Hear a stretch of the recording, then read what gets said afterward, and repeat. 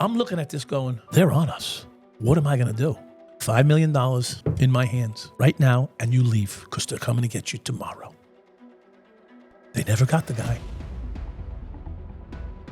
What was that point where you thought, I'm going to start doing, So what happens is there's little things along the way, little opportunities along the way that you don't take. Right.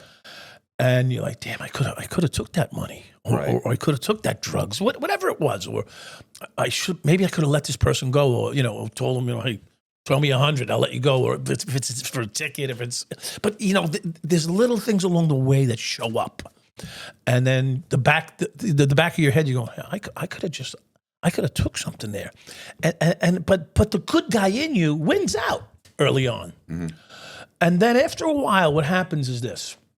You get what's the word, disenfranchised? You get that's a bullshit term. Disenfranchised, like, I'm a voter, I'm disenfranchised. Go vote, motherfucker. Anyway, so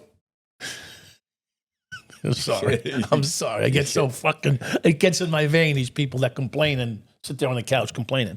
But so you begin to become, so let me explain this. This is how I would explain it. When you become a police officer, all right, the day you become a police officer, you swear in, you take the oath. That's what you do. You raise your right hand, right hand, you take the oath, and you become a cop. From that day forward, the job, quote unquote, the department is finding ways to injure you in your position as a police officer. Okay, how so? Constantly. So I'll give you an example. In the police academy, they give you 2 star cards. What's a star card? I don't know what a star card is, but it's something that you have to carry in your pocket of your uniform. And if you do something that's an infraction, they take the star card out and write it on your card, and they put the card back in your pocket, and you walk on with the day. And at some point, if you get too many write-ups on that star card, you get a demotion or whatever they can do. Or they suspend you. They could even terminate you. So the minute you get the job, they're looking to take it from you. Right. Like, if you're a mechanic working in fucking Jiffy Lube, you think they're looking to take your job the minute you walk in? Or maybe they're looking to promote you. Right. Like, wow, you're doing a good job today. You know what? You could have turned that oil plug a little quicker. I'm going to take a demerit. No, what a great job. And the guy gave you a tip on the way out the door. He put a $5 or $10 bill in. You clean this thing. You wipe down the oil nice and clean. You give him his car back. Right. When you become a police officer, civil servant, they're looking to take your job. So that's the mentality that it gets embedded in you. So when you hit the street and you're out there for 6 months, a year, 2 years, and everything you do, first of all, the closest place you'll ever be in the world to being arrested is not a civilian, it's a cop. Because everything you do can be interpreted wrong and end with you getting arrested. Mm-hmm. Like everything you do. So it's a constant battle from all sides against you. It's no longer you and your department. It's you against your department. It's you against the civilians. Basically, you're on your own, and there's no real support. So you begin to look for opportunities after a while to enrich yourself or make yourself feel good. Right. And money feels good. I mean, in the 7-5 documentary, the girl, Dory, Kenny's wife, Dory, money feels good. Yeah. Right? So. Money's and drugs. Right. Whatever you can. Alcohol, whatever. Alcohol, livers. I was going to say food. Yeah, food. Whatever you can get. It enriches you, makes you feel good, you will seek it. Maybe it's women, drugs, alcohol, money, things like getting away with shit. Mm-hmm. Like one of the things we used to do was, while at work, we'd go shop for like doors for your home, windows for your home, paint. If you're going to paint your home, we go to because in the neighborhood I worked in, it had all these commercial factories. They had windows, doors, shingles, cement factories. Everything was in the precinct confines. And you walk in with your uniform, they ain't going to tell you anything except, what do you need and what can we do for you? And I mean, they wouldn't just throw it at you and give it to you. If the window was a $400 window, you're paying $200 for it, maybe. Right. So that's how you learn to use your position now. The one that they're trying to take from you every fucking day, you turned it into money. So call it money, right? Because if food's free or half price, the windows are half price, clothes. I mean, there's clothing factories. I come out with Christmas gifts. I'll tell a funny story. I don't know if I tell this very often, but it's a very funny story. So I'm a young cop. I'm working with one of my partners named Jerry. Jerry is a Brooklyn guy. I'm a Long Island guy, born in Brooklyn. In fact, he grew up one block from my father's home. My father's, he lived on 45th Street. My father lived on 46th Street. So basically, we're almost family. And if you think about it, like my parents and his parents were backyard neighbors. Like that's how close we were to this individual. So when you end up working with a guy like that, it doesn't take long to become family. And he knew his way around pretty good because he was a Brooklyn guy. I'm a Long Island guy. He knows how the city works. I know how Long Island works. But the mesh between us was pretty good mix. And I'm a willing partner. Mm-hmm. And we would go to all these different places for windows, doors, and whatnot. He happened to live in Mastic Beach. If you're familiar with Long Island, he lived in Mastic Beach. He had a bungalow house. And he redid his whole house, like turned it into a real house from all the stuff we were able to get half price discounted at work. So it was a full-time job, basically. But so I'll tell you, so we get a call for an aided case. An aided case, someone's sick, whatever. They call an ambulance, the cop's got to show up anyway just to make sure everything's okay. So we go, okay, we're on our way responding to it. In the meantime, we stop at this factory. The factory is loaded with, and back then it was called a sweatshop, right? It was a sweatshop. A bunch of poor people working poor people, usually poor wages. Latinas, usually women, poor wages, up in this factory. And at one end is a fan. I could picture it right now. It's a typical sweat factory. There's a fan with an open window, it's cold, but it's hot up there. Mm-hmm. And there's a fan with an open window and like at one end and a fan at the other end and blowing the fucking hot air. That's your AC. That's their AC, right? Keeping the place cool. And they're up there sewing away. And there's a Jewish guy running a clothing factory. And whatever you want. So we went in there and I picked out a dozen. Yeah, take whatever you want. A dozen shirts. Back then it was the velour. Mm-hmm. Or the crushed velour, and there was another fabric that was similar to velour, but it wasn't quite velour. Anyway, I picked out like a dozen fucking shirts and for my girlfriend at the time. Was I married? I don't remember. Not yet. I wasn't married yet, but soon to be. And so I got free. So here I am. We're loading the car up. We're taking the stuff out of the factory building down the stairs. Now people out there are going to know what this means. So it's just around Christmas time. So it's between Thanksgiving and Christmas. And in the New York City Police Department, there's a high level of integrity checks during the season because cops get gifts during Christmas season. Yeah. Then you're not allowed, right? So we just had the reminder at roll call. Don't be taking any gifts. Don't accept any gifts. 2 hours later, you're loading up. 2 hours later, it's the fall, so it's dark. It's like 5:30 at night. It's dark. And we're walking out of this factory with our arms full. We can't even open the door to the car. We got to put the clothes on the car to open the door.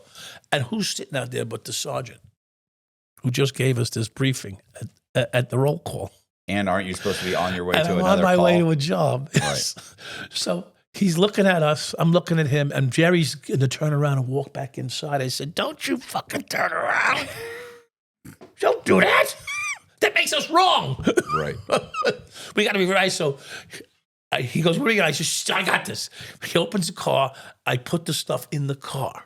Right? And the sergeant's like this, looking at us. You're going to, like, we're going through with this? Like, you're not going to turn around and put the shit away? I go, no. So he sergeant says, what's going on? I go, what do you mean? He goes, we just had an integrity conversation at the roll call. I go, and? He goes, you're putting clothing in your car. I go, I bought it. I bought it on my way into work today. The factory's closing at 6 o'clock. It's 5:30. What am I going to do? I got to get the stuff from him. Otherwise, he goes, you bought it? I said, yeah. I said, I don't have a receipt. I paid cash. You want me to go get him, have him? No. You bought it. I go, of course I bought it. And he goes, okay. Just do me a favor. Stay out of these places. I said, but I shop, for Christmas for my wife and kids, right? He closed the door. Jerry's like, holy fuck, I can't believe you. I said, what are you going to do? When you're in the middle of it, you got to keep swimming. so wait, it gets better. We leave there. Now we got the clothes in the car. Now we know the driver is Joey Wendell and the sergeant is Sergeant Gadjasak. Everybody knows these guys. Sergeant Gadjasak, nice guy. Not a Brooklyn guy, though, at all. He's like a Queens and should stay in Queens guy. And he's like, oh, my God, these guys are animals. Okay, so now we get in the car. We drive from there to the church. Okay, the church. What church? It's one of those churches where it's, I would say it's like a Baptist church. Right. Okay, so it's really more like a fort. But it was a real active church at one time. So they still hold mass there on weekends, but it's more like a fort for the pastor. And the pastor's name is Reverend Pope. Okay, you can't even make this up. The Reverend's name is Pope. So Pope is good with us. He's the local pimp and drug dealer. Okay, but yeah, but he's good with us because he's got a legitimate cover. He's the Reverend in the neighborhood. All right. Jeez. So we go to the church. We go to church. Right. We walk into church, and the church is in charge of giving out at that time the government cheese, butter, syrup, flour. Right. It's like 4 or 5 things that the government was giving to these NGOs, I guess you would call them, right? Non-government organizations. Right. And they would hand out to the local people. Is he really handing them out, though? He's selling it? So his basement's full. Right. Like boxes to the ceiling. People are starving in the Boxes streets. to the ceiling. He's like, so I walk in, me and Jerry walk in, and he gives us 2 boxes of supplies. Right. One for me and one for Jerry. Now, this is just half an hour later, maybe less, from the clothes incident. We're walking down the church steps to the patrol car. We pop open the trunk, and we're about to load the trunk with these 2 boxes of cheese, butter, because Jerry's wife is a baker. Mm-hmm. So in the Christmas season, you need butter and flour, lots of it. So we're loading the car, and here goes the sergeant. The sergeant goes driving by. And there's no mistaking the sergeant's car because it's brand new and it's clean. And we know the number. So it's the sergeant's car is coming down the road. And Joey Wendell's driving, right? So I look at Jerry. Jerry looks at me and I go, just keep loading the fucking car. What are you going to do? Run up the stairs with a box of cheese in your hands? Fucking just load the car. So we're loading the car. We close the trunk and they keep going. So I don't know. You don't know if they saw you or not?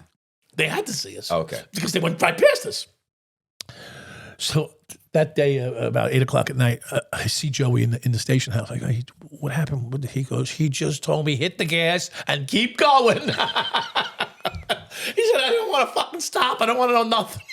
So that's how it was. Okay, this is how it was. And so you, as a police officer, back in those days, were always looking to try to get a little something for yourself. Right. And that's how it starts. So it starts with cheese, some clothes, and then all of a sudden it's a bag of money, or a bag of dope. And what are you gonna do with the dope? You don't. I didn't use drugs at the time at all. Never. I smoked a couple of joints as a kid. So basically, if you got drugs, you either have to sell it or give it away. So I ain't gonna give it away. It's worth a lot of money. So it ended up. It fed itself, right? You were pissed off at the job because they're always trying to take it from you. And then when you have a chance to enrich yourself, you end up eventually, in many cases, you do it. Whether, like you said, food, clothing, women, booze, drugs, cash. So the opportunities are there. And it's just waiting for you to be pushed into it. So that's how it began. I was going to say, it's so Coleman, right? The prison. Yeah. When COVID came in, Right. It's funny because, I have buddies that are there that I talked to, and they were like, after COVID, they were like, bro, you can't fucking believe what this place is like now. And I was like, what do you mean? They said, so here's what happened. COVID came in, and so many guards are getting sick. Right. Because, of course, they bring it into inmates. Right. The inmates are spreading it everywhere. They're jammed up together. Yeah. And so the guards are getting sick too. So so literally this guard dies. This guard dies. So if you've been working 20 years and you can retire, these guys immediately start taking retirement or quitting. And these are guys that are they've been there 20 years. They're making $80,000 a year. Right, yeah. So so he said, like, I'm telling you, he said 70% of the guards just within a month and a half, 2 months, quit and retired. They then had to hire new guards. New guards ones are being hired at like 35. 40, 35. Yeah. It's actually like 34th and change. So they hire it's them. like 200 a day, maybe. Not even. So they hire these guys. So they're not making enough money. Right. They also don't know all the things that inmates do. Right. Like they have no clue. They're not seasoned and savvy enough to know that this guy's doing this. How things operate. Probably they don't making know how wine. prison, He's probably hiding it up here. They don't know any of that. They have no idea. I remember at one point. Wow, that's a fucking free for all. At one point, my buddy said, "Listen, let me put it this way." He said, "The guy the guy in the prison right now, that in the low," he said, "with the most seniority has been here 2 years." And he's the old Jack. Yeah. And so he was like, "These guys haven't got a fucking clue." He said, "Man, the cops are so now the cops. I'm making $35,000 a year. So they're bringing shit in. They're bringing in cell phones, drugs, weapons, like and I mean in droves. Because what are they going to do? I'm going to lose a job making $35,000 a year. Right. Fuck. I don't give a fuck. Right. Exactly. A job where I'm in here and guards are getting sick. People are getting COVID. Yeah. Like I don't even really want this fucking job to begin with. Right. So I can see that, and of course even to this day, COVID's gone. Of course, everything's okay now. But the guys that I talk to now will tell you, like, bro, it's like a state fucking facility. Wow. It's you know, there's fights every day. There's every day. The last time, my one buddy who left, he said the last time they did a sweep, there was 200 cell phones found. 200. 1,800 guys. They found 200. Yeah. So they missed another 200. Yeah, there's another two. There's another two. Yeah, at least another 200 that's missing. Right. I remember they had done a sweep one time with us when I was there, and they found like 4 cell phones. Like 4. That's big. And that was a big deal. They were like, how the hell did 4 cell phones get in here? Yeah. That would have been a huge success. Yes. 200 cell phones. So I can, you know what I'm saying? So I can understand, because it's not like it's unique to police officers. These are COs, but you're being offered money and opportunity. Right. And need. Like you said, you couldn't do that with a guy making $85,000 a year living in Coleman. Right. Those guys because go they got a fuck nice yourself. home. Yeah. I'm close to retirement. I'm ready to go. Yeah. I'm successful. I made it. I made it through the weeds in the young age. Yeah. So that's what happens in the police department too. I mean, the problem that I ran into for me personally was addictive personality. Right. So once you start earning that kind of extra money, you don't want to give it up. Yeah. And that's because you begin to live that life, right? So one home, second home, a third home, a condo on the ocean, a fourth home, land, beautiful cars, an extra girlfriend, 2 girlfriends, it just continues to mount, and you become your own worst enemy, because you can't unravel from that lifestyle. I mean, I remember not wanting to leave my house with less than $1,000 in my pocket. Like, I was afraid to leave my house with less than $1,000 in cash in my pocket. Like, there was like you have your little idiosyncrasies. Mm-hmm. That was I couldn't leave my house with if I had $1,000 in my pocket in cash, I was uncomfortable leaving the house. Now why? I left the house today with not a dime. Hopefully I'll come home with some, but right. Hopefully I'll come home with a few dollars, but I left the house with not a dollar in cash on me today. Of course, things are different electronically today, but I wouldn't leave my house without $1,000 in my pocket. Yeah. And that was stuck in my head. So when they locked me up, what did I have? I had like $1,100 in my pocket when they locked me up in the precinct, which is, we're getting forward in the story. But yeah, so that's what happened. And then eventually for me, I ended up in situations where I was more and more risky, and I knew it was getting too risky for me. So, for example, I'd be shaking people down the street, okay? And after a while, they started arguing with you. Like the dope dealers on the corner would start arguing with you. oh, you can't take my dope? I go, what do you mean I can't take your dope? Of course I can. No, the last guy took it. What? Like, there's someone else out here doing this? That's when I knew it wasn't me. I wasn't a Lone Ranger. And like, well, it's not just me hitting you up. He goes, no, I had the guy in the last shift took my fucking dope. He goes, I go, well, it's Christmas. He goes, it's Christmas for me too. He starts arguing with me in the street, this guy. What a piss. I said, well, I took half his money and half his dope. So he goes, I can't, you got to lock me up, he tells me. He'd rather be locked up. He says, you got to lock me up. Yeah. I go, what do you mean I got to lock you up? He goes, I can't go back without the money and the drugs again. Yeah, somebody fronted it to him. Yeah, it's getting bad. He says, this isn't the first time, and they told me don't come back without the money or the drugs or both. So now I'm it's like a check-in move, right? Like check into the shoe. You got to take me to the shoe. You got to take me in. Yeah. So I'm like, what do I do to this guy? I don't want the guy to get beat up on my accord. Right. I mean, I'm still human, I don't want. But he made a compelling argument. So I said, all right, we're working out. So here's some money back, here's some dope back. And I tell you, Sonny, I don't tell us. I maybe told us 2 or 3 times, so you're getting a little exclusive here. Right. I get pulled over by an integrity check. After I gave that guy, I took his dope. I can't remember. I took something from him. But I think I gave him his dope back. I maybe took $50 from him. Right. Because he had like 200. He's begging me, come on, it's Christmas. I go, and it's Christmas for me too. So we're arguing. So I think I took like $50 from him or something like that. But I gave him his dope back. Because what am I going to do with his? I don't even know what to do with it, right? Probably a lot of people out there today wish they had that. What do they call it? Montega, whatever the fuck they call it, right? It was red. It was the red one. It was the red dope bag. It was good stuff. I don't know anything about dope. So I give him the dope back. And I get in the car with my partner, Jerry, at the time, and I go about a block, and whoop, whoop, the fucking unmarked car pulls us over.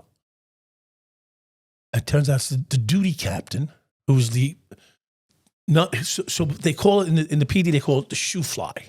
Okay. The shoe fly is the duty captain that checks on all patrol. And he's borough-wide. He can be anywhere, anytime, any place. He happened to be right behind me. So he didn't see this transaction, He didn't see the transaction, but he pulled up as I was leaving the transaction and then pulled in behind me. A block later, he pulls me up. I'm like, who the fuck is this? I'm thinking it's anti-crime. The undercover guys that want to talk to me. Hey, what's going on? It's a fucking duty captain. He goes, what happened just now? I go, what do you mean what happened? I go, I let the guy go. He goes, what'd you do? I said, I checked him out. He had nothing on him. I don't know if this guy was planned. I don't even know. Right. So at that moment, my fucking asshole fucking puckered on. My asshole puckered, and I said, you know what? This is getting a little too hot. And I think at the time, I could be off by a little bit. The 7-7 precinct had just broke where they locked up 13 cops. And they kept saying the 7-5 is next. Right. Okay. So the word was out that we were doing the same thing. In fact, all of Brooklyn was doing this. Everybody in Brooklyn was, I shouldn't say every cop, but every precinct had their own group of guys that were doing the same fucking things. So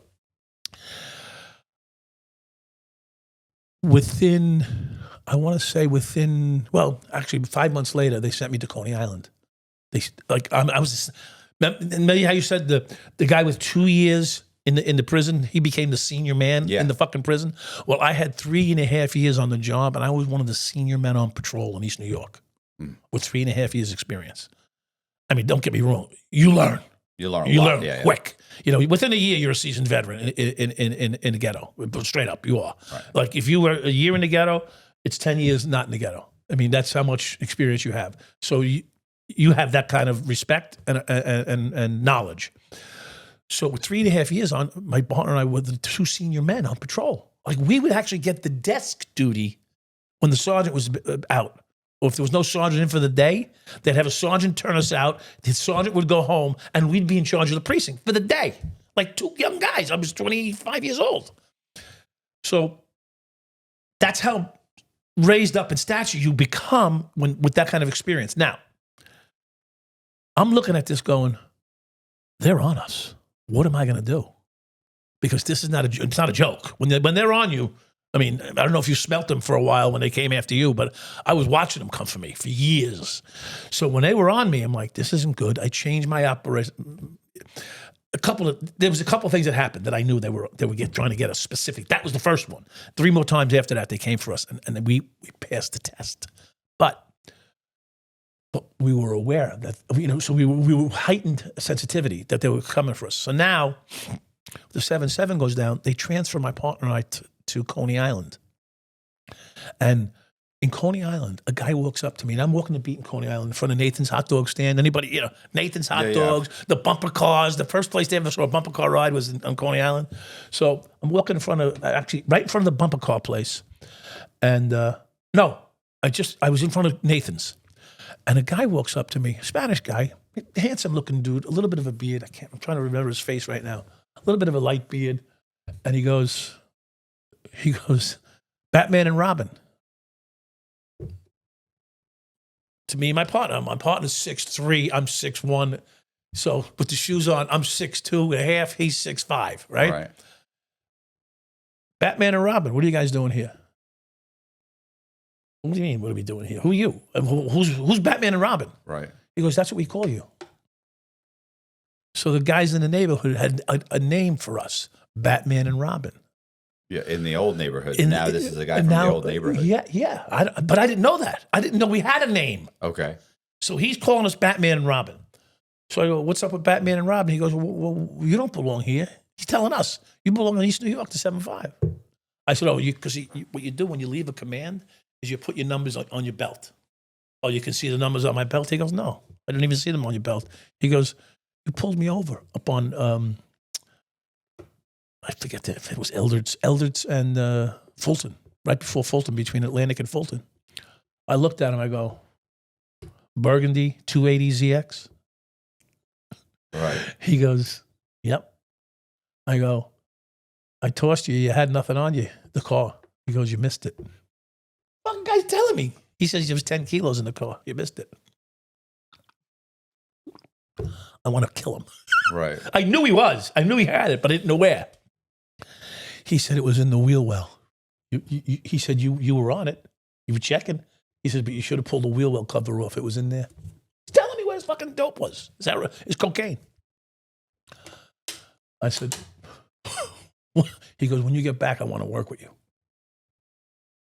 Because he knew you were. They used to call 911 on us. They would call 911 on themselves and give themselves as a description to see who was working that day. And they knew if Batman and Robin were working, they were safe. Not that they wouldn't get robbed, but they were safe to do their work. Right. I mean, this is. I mean, the guy was giving me the inside dope on how they approached it and the respect that they had for us in some way, or disrespect, whatever it was, for us. So yeah, they were actually checking to see who was working, and if it was us, they were like, okay, we just can't have too much on us because they'll take everything. Right. But they knew they weren't going to get arrested. Yeah, they knew that there wasn't a sting that they could sell. They could sell on the street or do whatever they had to do because these guys aren't going to come and arrest us for that. For that, correct. Right. But they may shake us down and take the money. They take the money. Yeah. So don't have too much. Right. like keep it moving rather than holding it. Right. So yeah. So that was like that. That set a light bulb off in my fucking head. I'm like, wait a minute. These motherfuckers are looking to work with it. I don't have to rob them. They're looking to work with us. So that was a different approach then. And I was under so much scrutiny at the time that I really didn't do anything wrong for about a year and a half. And then I just got bored. I got bored and I needed the money. I fell back into the 8 to 4, whatever you want to call it, the regular shifts with no extra money coming in. I was clean. I was sober. I went away to the rehabs. I mean, I did it all. I come back and now I'm broke again. And I'm living broke. And I don't like living broke. Right. Sorry. Yeah. I like money like an idiot. Right. And that's when I ended up running into this guy, Baron Perez, who ran the auto music shop. And he put the big systems. I don't know how old you are, really. No, there was a guy. I had a buddy, Sound Advice. That was a huge thing. Woofers and the whole thing. Custom this. Yes. Do they even do that anymore? I don't think so because the systems are so well balanced today. Like the big things in the trunk. Like, I remember that in middle school. Boom. Yeah, it was super cool. Yeah, I I haven't seen it. Yeah, they don't do it anymore. I don't think. I mean, it was anybody $20,000 for one of those systems, bro. Yeah, but they had the big fucking the big was the woofer with the big one in the middle. Subwoofer and The big fucking thing in the middle. Amps, goosenecks. I mean, now you can just buy an off-the-shelf Bose system that's fucking amazing. Yeah, right, right. So you don't need all that. So yeah, but that was the business that he was in, and the only people that could afford those things were legitimate millionaires or drug dealers. Right. So all his clients were basically drug dealers, and I don't know anyone that was a millionaire that went there. Well, drug dealers, right? Millionaires. So we had access to some of the top drug dealers in the United States because Brooklyn was a hub for all of the retail activity. Most of the wholesale activity is not done in Brooklyn. Okay. Wholesaling is done out of Washington Heights and Elmhurst, Queens. Couple of reasons. The Dominicans had a very big, stranglehold on the activity in Manhattan that ran from Manhattan, but they had ways. I'm not them, so I'm not going to speak out of turn for them. From what I know, the Dominicans were basically they had a nexus through Dominica from South America. And then because Dominicans so frequently came to America, back then you could load it on a plane with you. No one checked for this. No one checked. It was very, they would come with boxes of kilos off a plane. I mean, that's how prevalent it was. And then you had Eastern Airlines was flying it in. And I mean, you can go down the list of the Avianca, Eastern Airlines, and many of these airlines were shipping it in. That's what they were doing. Yeah, like the Grisalda Blanco, which is to stick it into fucking it wasn't even a good smuggling operation. Like they're shipping like a Chester drawers where they've gutted it and it's filled with fucking and whatever, and they just ship. Where now that would never pass. It's an antique. Oh, it's we're not nice. Check it. Yeah, exactly. Yeah. It's ridiculous what they actually let go.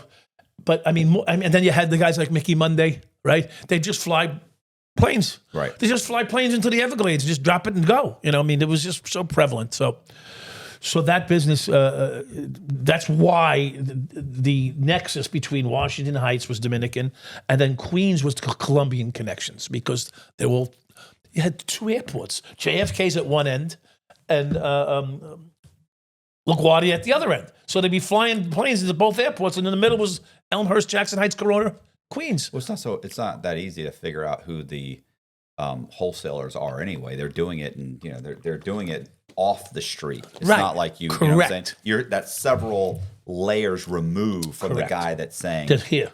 Yeah. Here's your ounce, your kilo, your half a kilo. Yeah. And you're not trying to go in to a drug buy and end up with fucking 100 keys.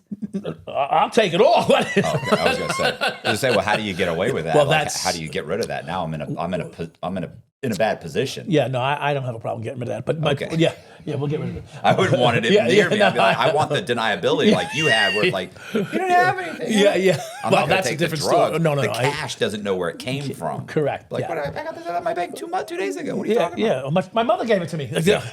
Oh, your mother gave you $75,000? I want that, mother. I mean, where's that? Yeah.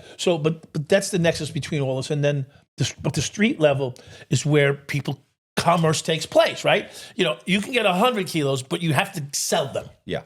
So they have to be broken down into small cans of soda rather than a vat of fucking soda, right? The vat fills the can. So that's where all the commerce takes place. And Brooklyn was a hub of commerce for it because you had ghetto kids, street kids, willing to risk their freedom to make $1,000 an hour. Right. And what kid in the ghetto wouldn't risk their freedom for $1,000 an hour? Right. And if they do get locked up, they're just going to see their cousin or their friend or their neighbor in the joint. I mean, it was a perfect way to earn a living and made sense. I mean, there's nothing racist about it. It is what it is. It was a perfect way to make sense and make money. And if you went to the white neighborhoods, their daddies and mommies weren't going to stand for that because they had money, right? You talked about that when we first started this conversation. You have money. You don't risk your freedom. The opportunity may be there, but you can't stand out in front of a white neighborhood and sell fucking drugs all day long because someone's calling the police and the police are going to take action. Right. Now, if you call the police in the ghetto, they're coming. They're going to take action. But when you're gone, there's 6 more guys taking your place. It's just a numbers game. Right. So, and that's why the police department told us to stop making arrests. Stop arresting people for selling drugs. Now, there's no public policy on that written. Right. There's no written policy. Don't do that. But it was policy in verbal. So they wanted what? Just a police presence, so it looked like we're here, like we're trying to do it. Yeah, but so people feel safe rather than are safe. Or the drugs are not the problem, the people are. right. So let them have their drugs and hope they don't kill each other. Yeah. And really, it's like the broken window theory. If you don't fix the broken window, the next thing they burn the house down or they take the plumbing out of the house, right? And then it continues on. They take the cabinets out. Now it's a fucking dilapidated piece of shit. It's the same theory, but it was so expensive to lock up somebody Right. and process them. For the cops were making, if I made an arrest, I'd make $300-400 in overtime. In one day, I was only making $300 a week. Right. But one arrest is 18 hours of overtime. One arrest, 18 hours overtime, minimum. You can live on that if you want to. Mm-hmm. But then they get upset with you because now you're milking the system. And so one thing fed the other, and it was a perfect storm. It was the 80s, and then Dinkins came in, and it was time to get mine. You know what I mean? That was the attitude. Just get what you can. The doors were kicked open when Dinkins came in. Sort of like when Eric Adams just started. They started with that shit when he came in. So I'm just telling the truth. Right. I mean, they're robbing the city blind right now. Adams is into it for $1 billion, maybe more. And he doesn't take the cash. It goes to people that he knows. Like the Bidens and all those people. He just wrote a check for $1 billion, Biden, to Zelensky. For what? He's losing the war. It's over. That war's over. You know that, right? It's pretty much over. It's a can of corn right now. Russia's taking over. Okay. This summer, Russia will have what they asked for. It's over. And they're still pumping money into it for what? Just lay it down. They're all leaving. They're leaving the battlefield. It's over. In other words, there comes a point when it's over. Right. Things are over. It's done. Same thing. You're just trying to see what can I get away. What can I get? When I leave, what can I leave with? Correct. And that's what happens when you're in the police world. I can't win this war. It's a fucking war out here. I'm just coming in, getting mine, and going. And that's the same mentality that happened in the police department back then. And I'm equating the two because it's very similar. There were people lost, lives were lost. Every war has a cost, and that was the war on drugs, quote unquote, was lost. What do you got today? Marijuana's. We're talking about 35, the 80s, right? Yeah. Into 90s. So we're talking 35 years ago. What a mistake that whole. The whole thing. Yeah. The whole thing. The whole thing. The whole decades. fucking thing. Every single stretch, every morsel of it is ridiculous. Now, there should be systems in place for guys that have problems. Mm-hmm. Or families that get hurt by abuse and drugs and alcohol and so on. Sure, we can have those things. We can have that conversation. But you can't have a war on it and fucking lock up the whole country because that's what they ended up doing. 2 million people, 3 million people in jail.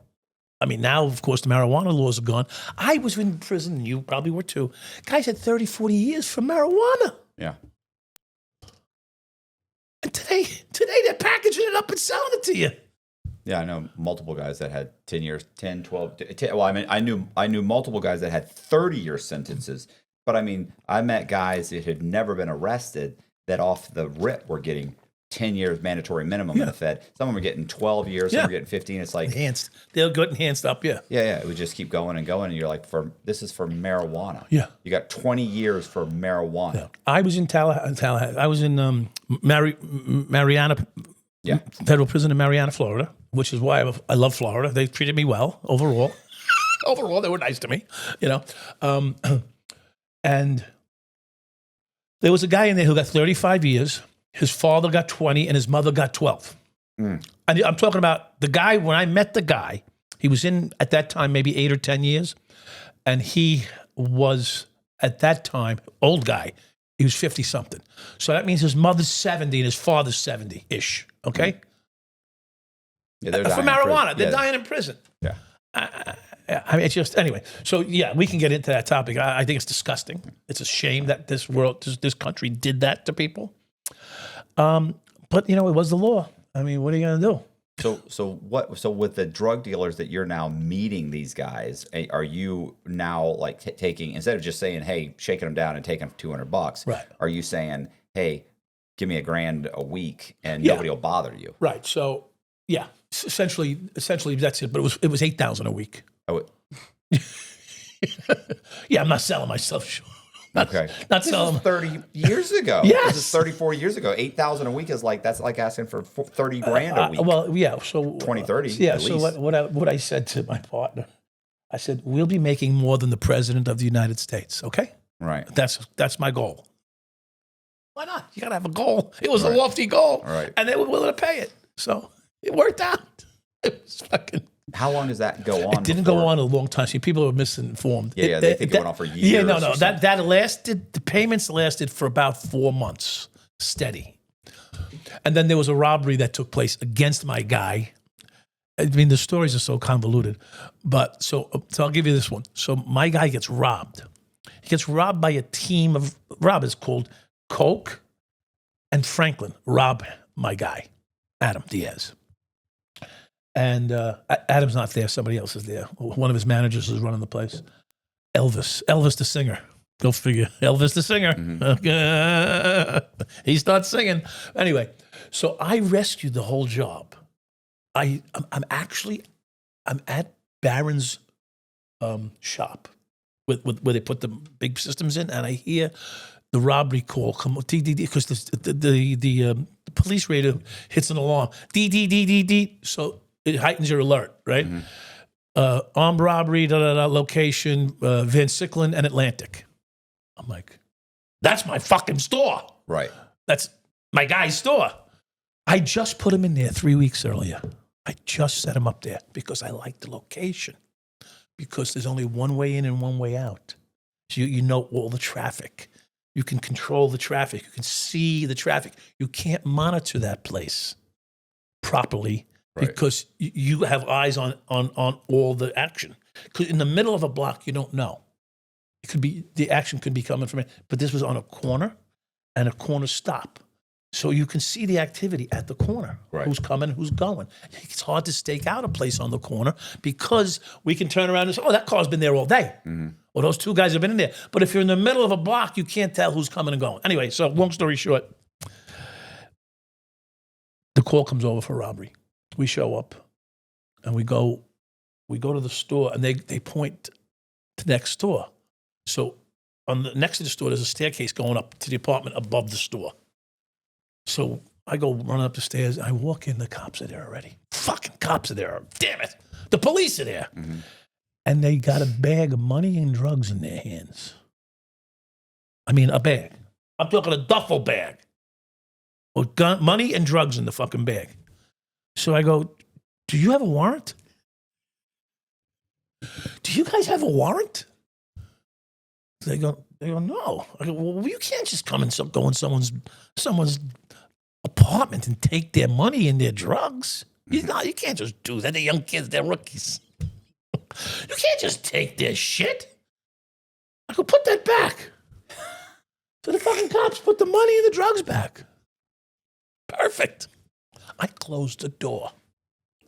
Because it's in someone's apartment, this fucking drug, but it's their apartment from downstairs. Right. They run it. That's their shot. What they had was they had a chute from upstairs to downstairs where they would drop the fucking drugs through the ceiling. Right. So how did the cops get upstairs anyway? Did they? Because the bandits, the armed robbers, took them from the store and at gunpoint and walked them up the stairs to rob them. Okay. So for some reason or other, they didn't get everything. They probably got. I think the number was they got $700,000 worth of shit. And they were probably thrilled and wanted to get out of there as quick as possible. And ran, correct. They didn't know there was more. So when I roll up on the scene, I don't know what's there. They don't give me an inventory. All I know is these cops got this duffel bag with it's open and cash in it. So I get them to put it back. I'm like, pretty good, dude. You got them to put it back. You know, I saved my guy. I'm working for this guy. Right. I'm there to protect him. Right. I'm pissed he got robbed on my watch. Right. But at least we kept his load. So what happens is, Sergeant's there, everybody's there. I go, listen, it's all taken care of. It's a false call. There was no robbery here. Okay. They all leave. They get in their car to leave. Out comes an 11-year-old kid with a fucking shotgun in his hand and goes, officer, I found this in the hallway, to the sergeant. The sergeant's like, oh my God, grabs the gun. All right, thanks, kid. Back in. And they tossed the whole building. Where's your fucking guy during this whole fucking time? He's in the Dominican Republic or some shit. He's not around. The managers are running the place. They don't want to go back up there because the police were just there. They don't want to be seen going back up. So they make believe they know nothing, right? Wait a minute. That's not correct. Elvis goes back upstairs when the kid comes out with the shotgun. He doesn't know the kid's carrying a shotgun and giving it to the police. He runs upstairs to rob the load himself. Okay. You get it? He went up there to rob the load himself. He's going to tell his boss they took everything. He gets the fucking bag of shit in his hand. The cops walk in. He's got the shit in his hands. Now he gets arrested for. I think he had $58,000 in cash and 5 kilos. That's not a small arrest. That's a big hit. Yeah, you're going to for a while. So that begins the domino. That begins the domino effect. I get the phone call about a week later from a friend of mine. He goes, Mike, they're asking a lot of questions about you. Well, I'm sure those rookie detectives were probably talked to from what? You mean the guys that turned over the load initially? Yeah, I'm sure they had to be talked to by internal affairs. Anybody that was on the scene was questioned. Yeah, internal affairs never spoke to me once. No, then you're the target. I was the target. They never spoke to me once. And you said they were already on to you anyway, kind of. Yes, they were. Yes, they were. So, but that's why I said this to you. I no longer did the street peddle bullshit. Yeah. Now I'm protecting organizations that are going to pay me handsomely for my information and my abilities to protect them. So here, I just protected them. Yeah. Not only did I do it there, I did it one other time.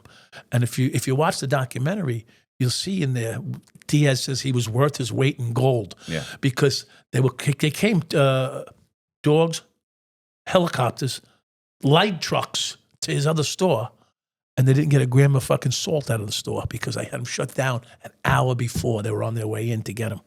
And there was a plant inside the store that was working against Diaz because he had 475 customers. Right. You know how many fucking customers that is to sell cocaine? Yeah. And they're not buying fucking grams. They're buying fucking half a key and up. Right. Like, he might sell an ounce now and then, but you'd have to be a really good customer to get an ounce from the guy. At that one store, he had 400 and something clients. And they would come in there with shoe boxes. Right. Like Nike boxes filled with cash. And they'd leave with a Nike box filled with Coke. That's how they operated. So. And the one thing, how can you know that the kid's going to walk out with the fucking shotgun? Like, you did everything. I did everything I could. I did everything I could. And then that started. I was already under the microscope. That brought the DEA in now. See, I was under internal affairs investigation. Now the DEA eventually gets involved because of that. In fact, I'll go one step further into how deep it gets. My uncle works in the city of New York. You go through the police system, then the police take you to their holding cell in Skimmerhorn Street, and then from Skimmerhorn Street, the corrections department takes you into corrections. So there's a transfer spot there where you go from police custody to corrections custody. When you go into corrections custody, the way out of corrections custody is through the police, through the police holding area. And who's coming through there? But one of my guys that I was protecting. And he kept coming through. And my uncle didn't know anything about me. Right. He goes, This guy Eddie keeps bringing up your name. He keeps going to speak to investigators, and your name keeps coming up. I said, that motherfucker. That was back in 1987, 87 or 88. I don't get arrested till 92. Okay. So that's how long they're into me. Right. And they already were, but Internal Affairs was, not the DEA. Right. He was going to speak with the DEA, the district attorneys, and everybody in their little think tank, whatever they do, you know. Yeah. And so that's how far back that was. And then they don't get me till 92 because they wanted it to die out. They wanted it to go away. Right. Of course, it did go away for a minute. I calmed. I turned away from it. I told you in the beginning of this conversation. Yeah, you went to I dried up. I cleaned up. I did the right thing, and then I just couldn't live on the money anymore. And that's again the opportunity. I had the opportunity. I had the need because of the money, and I created the need because I ended up with 4 homes and a condo on the ocean in Myrtle Beach, and so it was. I created a situation that was untenable for a guy on my salary. Mm-hmm. I was getting rental incomes, don't get me wrong, but I became so used to the extra money. When you don't have that extra $1,000 in your pocket, you feel naked. Yeah. So you get used to being able to buy everything that you want. Nothing stopped me. You know, I wasn't a big extravagant guy, but the vet didn't help when I parked it in lieutenant spot. But I did that for a reason. People, that was a stupid move. No, it wasn't. Think about it. I did it in 1987. 88. I parked in lieutenant spot. So you're driving a Corvette and you parked in the lieutenant spot. Brand new. Right. With the sticker in the window still. Right. Well, but I did it on purpose. Why? And it served its purpose at the time.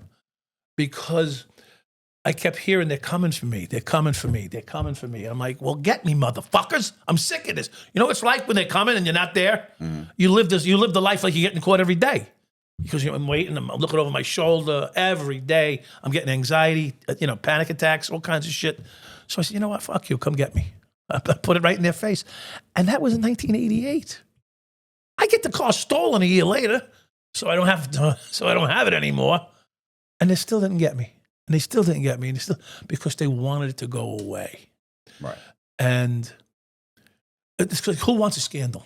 Yeah. No one really wants a scandal. Yeah. So the NYPD doesn't want to look bad, but the DEA doesn't give a fuck about making it look bad. They want them to look bad. We're so beyond reproach. Oh, exactly. Yeah.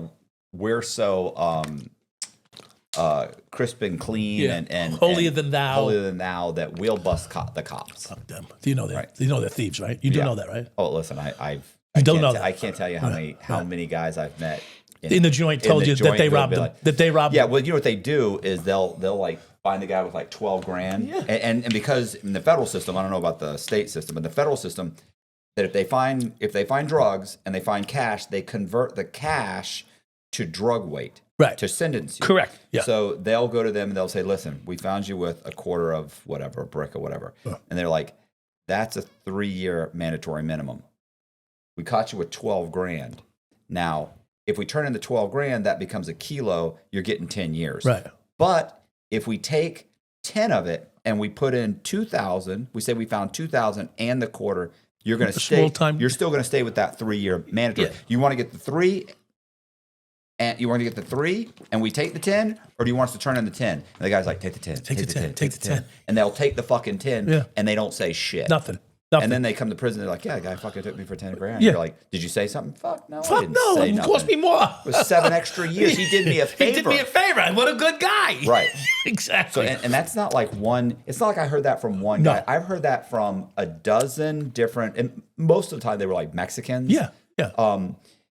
Because they're dealing in significant amounts of drugs. Right. And a lot of times they're illegal anyway. Well, yeah. But the point is, you don't hear it from it's not a common thing. It's like in this prison you hear it, in everywhere. This prison you hear it, everywhere you in go. the lockup you'll hear it, and you meet these guys. I had guys when I was arrested. I had guys come to me and tell me that here's what they did, and this was a DEA. This is they had called them groups, Group 33, Group 36, whatever. I think it was Group 33 or Group 36. One of them.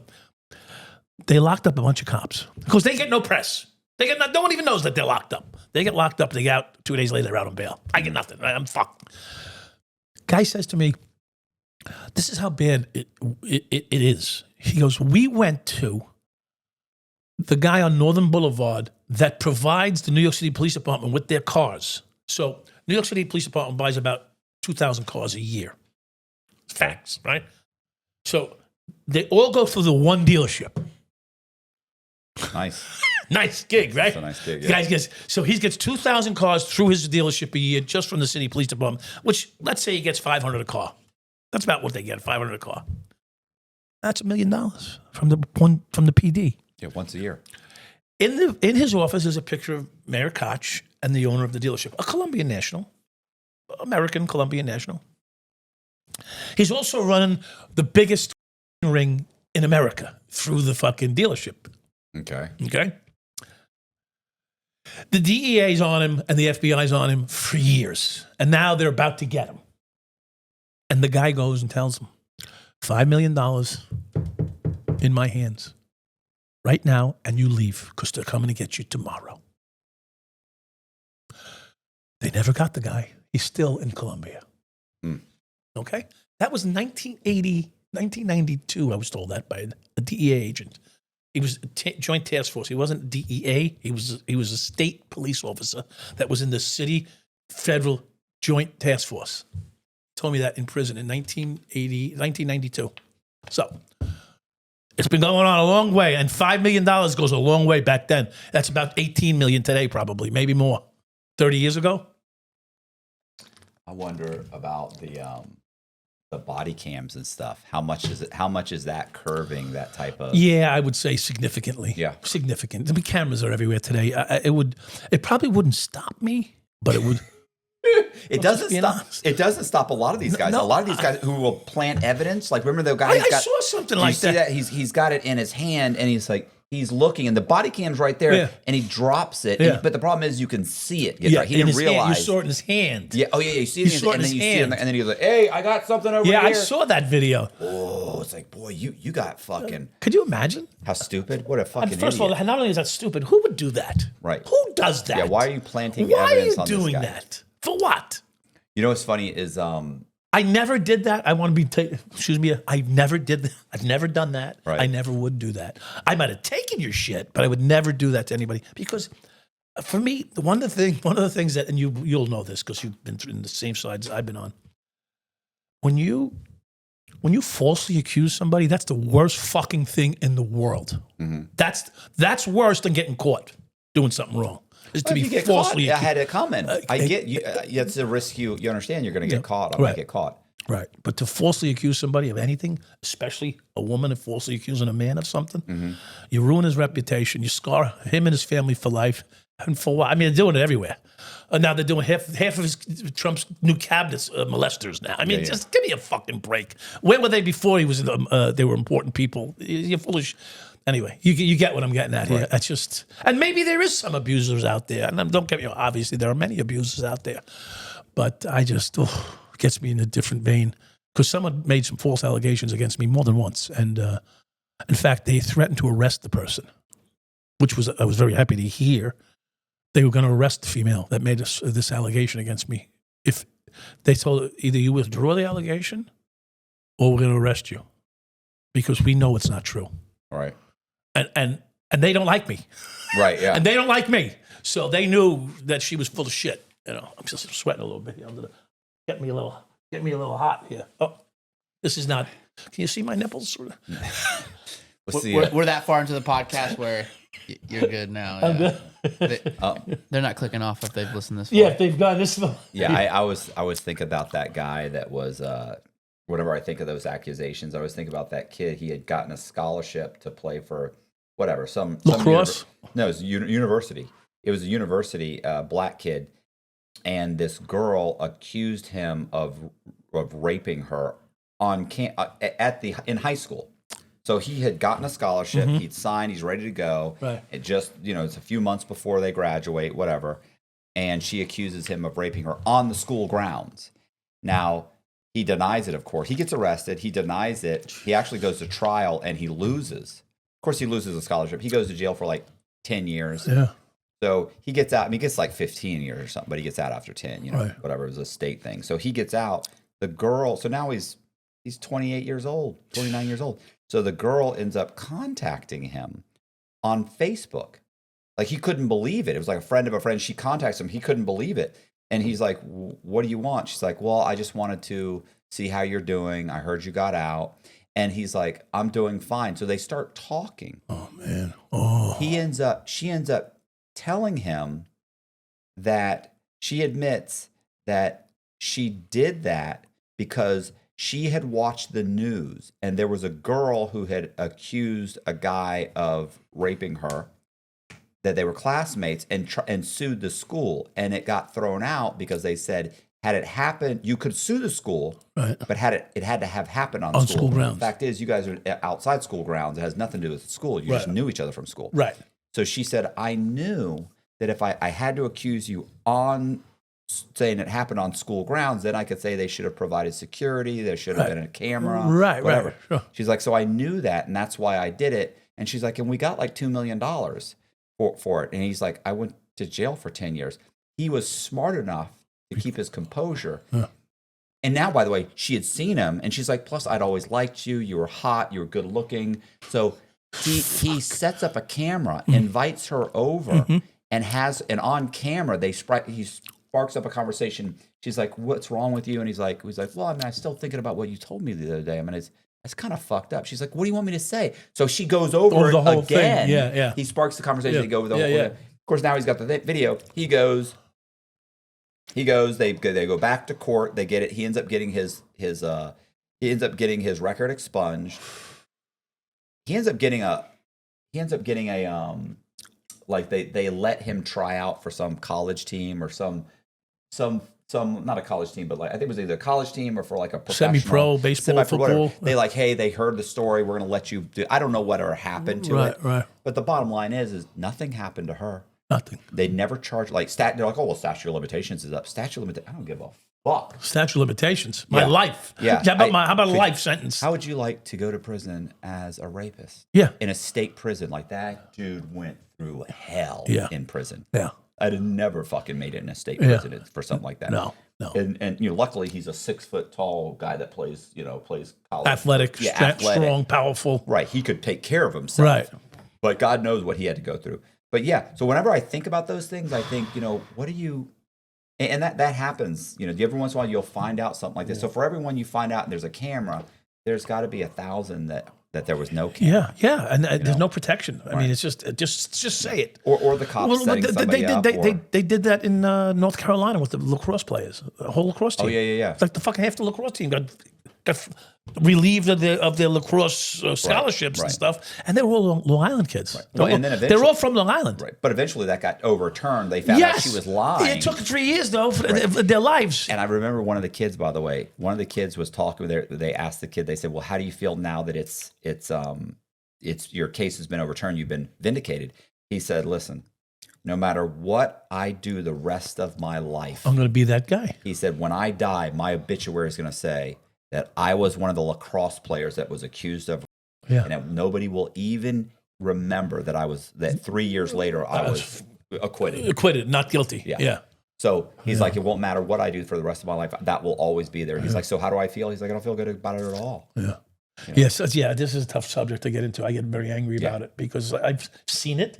And in fact, I'll tell you something police related. When I was when I was in the street, I had a guy, a patrolman. I was in the car with 2 cops, and they didn't do anything criminal. But they had a guy in the car who did something. It was a bullshit crime. It was basically a misdemeanor. It probably I wouldn't even made the arrest. That type of thing, Right. So they make this arrest.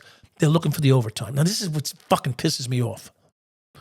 They're so money hungry because, like we've talked about in the beginning of this, opportunity and need is there. So you just need to create the situation. So they make this arrest. I mean, listen. The guy was an idiot, but they made the arrest. And they stood there in the car encouraging him to talk to them.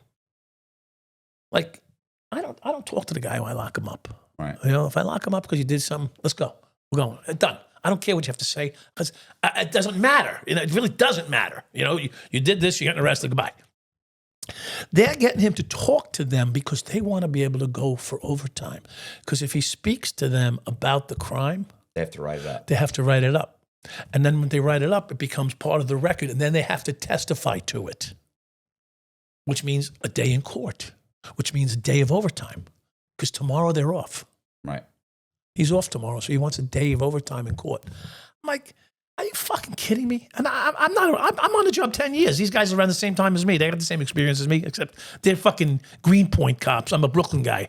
Greenpoint's in Brooklyn, but it's like lollipop land, compared to East New York. I'm like, you're trying to get a fucking guy from a misdemeanor, make it a felony so you can go to fucking court and get overtime? I mean, make a real arrest. Do something else. Possession of burglar tools. I don't even know what the fuck they got. I can't remember. But I mean, this is the type. I don't play that game. I never did. So that's why when I hear these abusive, like what I love today. I love the show Long Island Audit. You ever see the guy Long Island Audit? It's got to come up in your feed. No, what is it? He checks the cops all the time. Oh yeah. You mean he's a they call him First auditor. Amendment. First Amendment. auditor. Yeah. I love him. You know why? Because guys need to learn the law. They don't know the law. I said to move. Well, I don't have to. Now, it's a little disdainful, I guess, in a way. When the cop asks you to move, if there's no, it's not. You don't have to comply, but sometimes it's just easy just to comply because there's maybe a reason, right? But oftentimes it's just because they don't want you to see them affecting an arrest, or they just. It's the ego. Bullies. Yeah. It's bullying, and I don't go for that. I never did. There are times when you got an ass beat, I was a young strapping kid. Right. I might give out a beating if I had to, but usually it was well-deserved. Right. It's not like just because, if the guy gave you the finger, he's getting a beating. Just right. That was back then. If the guy gave you the finger or went like this when you drove by, he got a beating. Right. That's just facts. I'm sorry. Today you probably wouldn't because the cameras are everywhere. Right. Or I take you home to your family if you had one. Right. Some guys don't even have anybody at home, so I'd put him in the car and take him home. 12-year-old, 13-year-old kid, get in the car. No, get in the car and take him home. Bring him to his parents. Let his parents deal with him. Yeah. These are the things you did back then. Today, it's a different world. Everybody's sensitive. Everybody's a little fucking sensitive. But yeah, so I went through that and the Diaz organization was paying me $8,000 a week. Right. And it was good money. Right. And I had a good life. What did he say?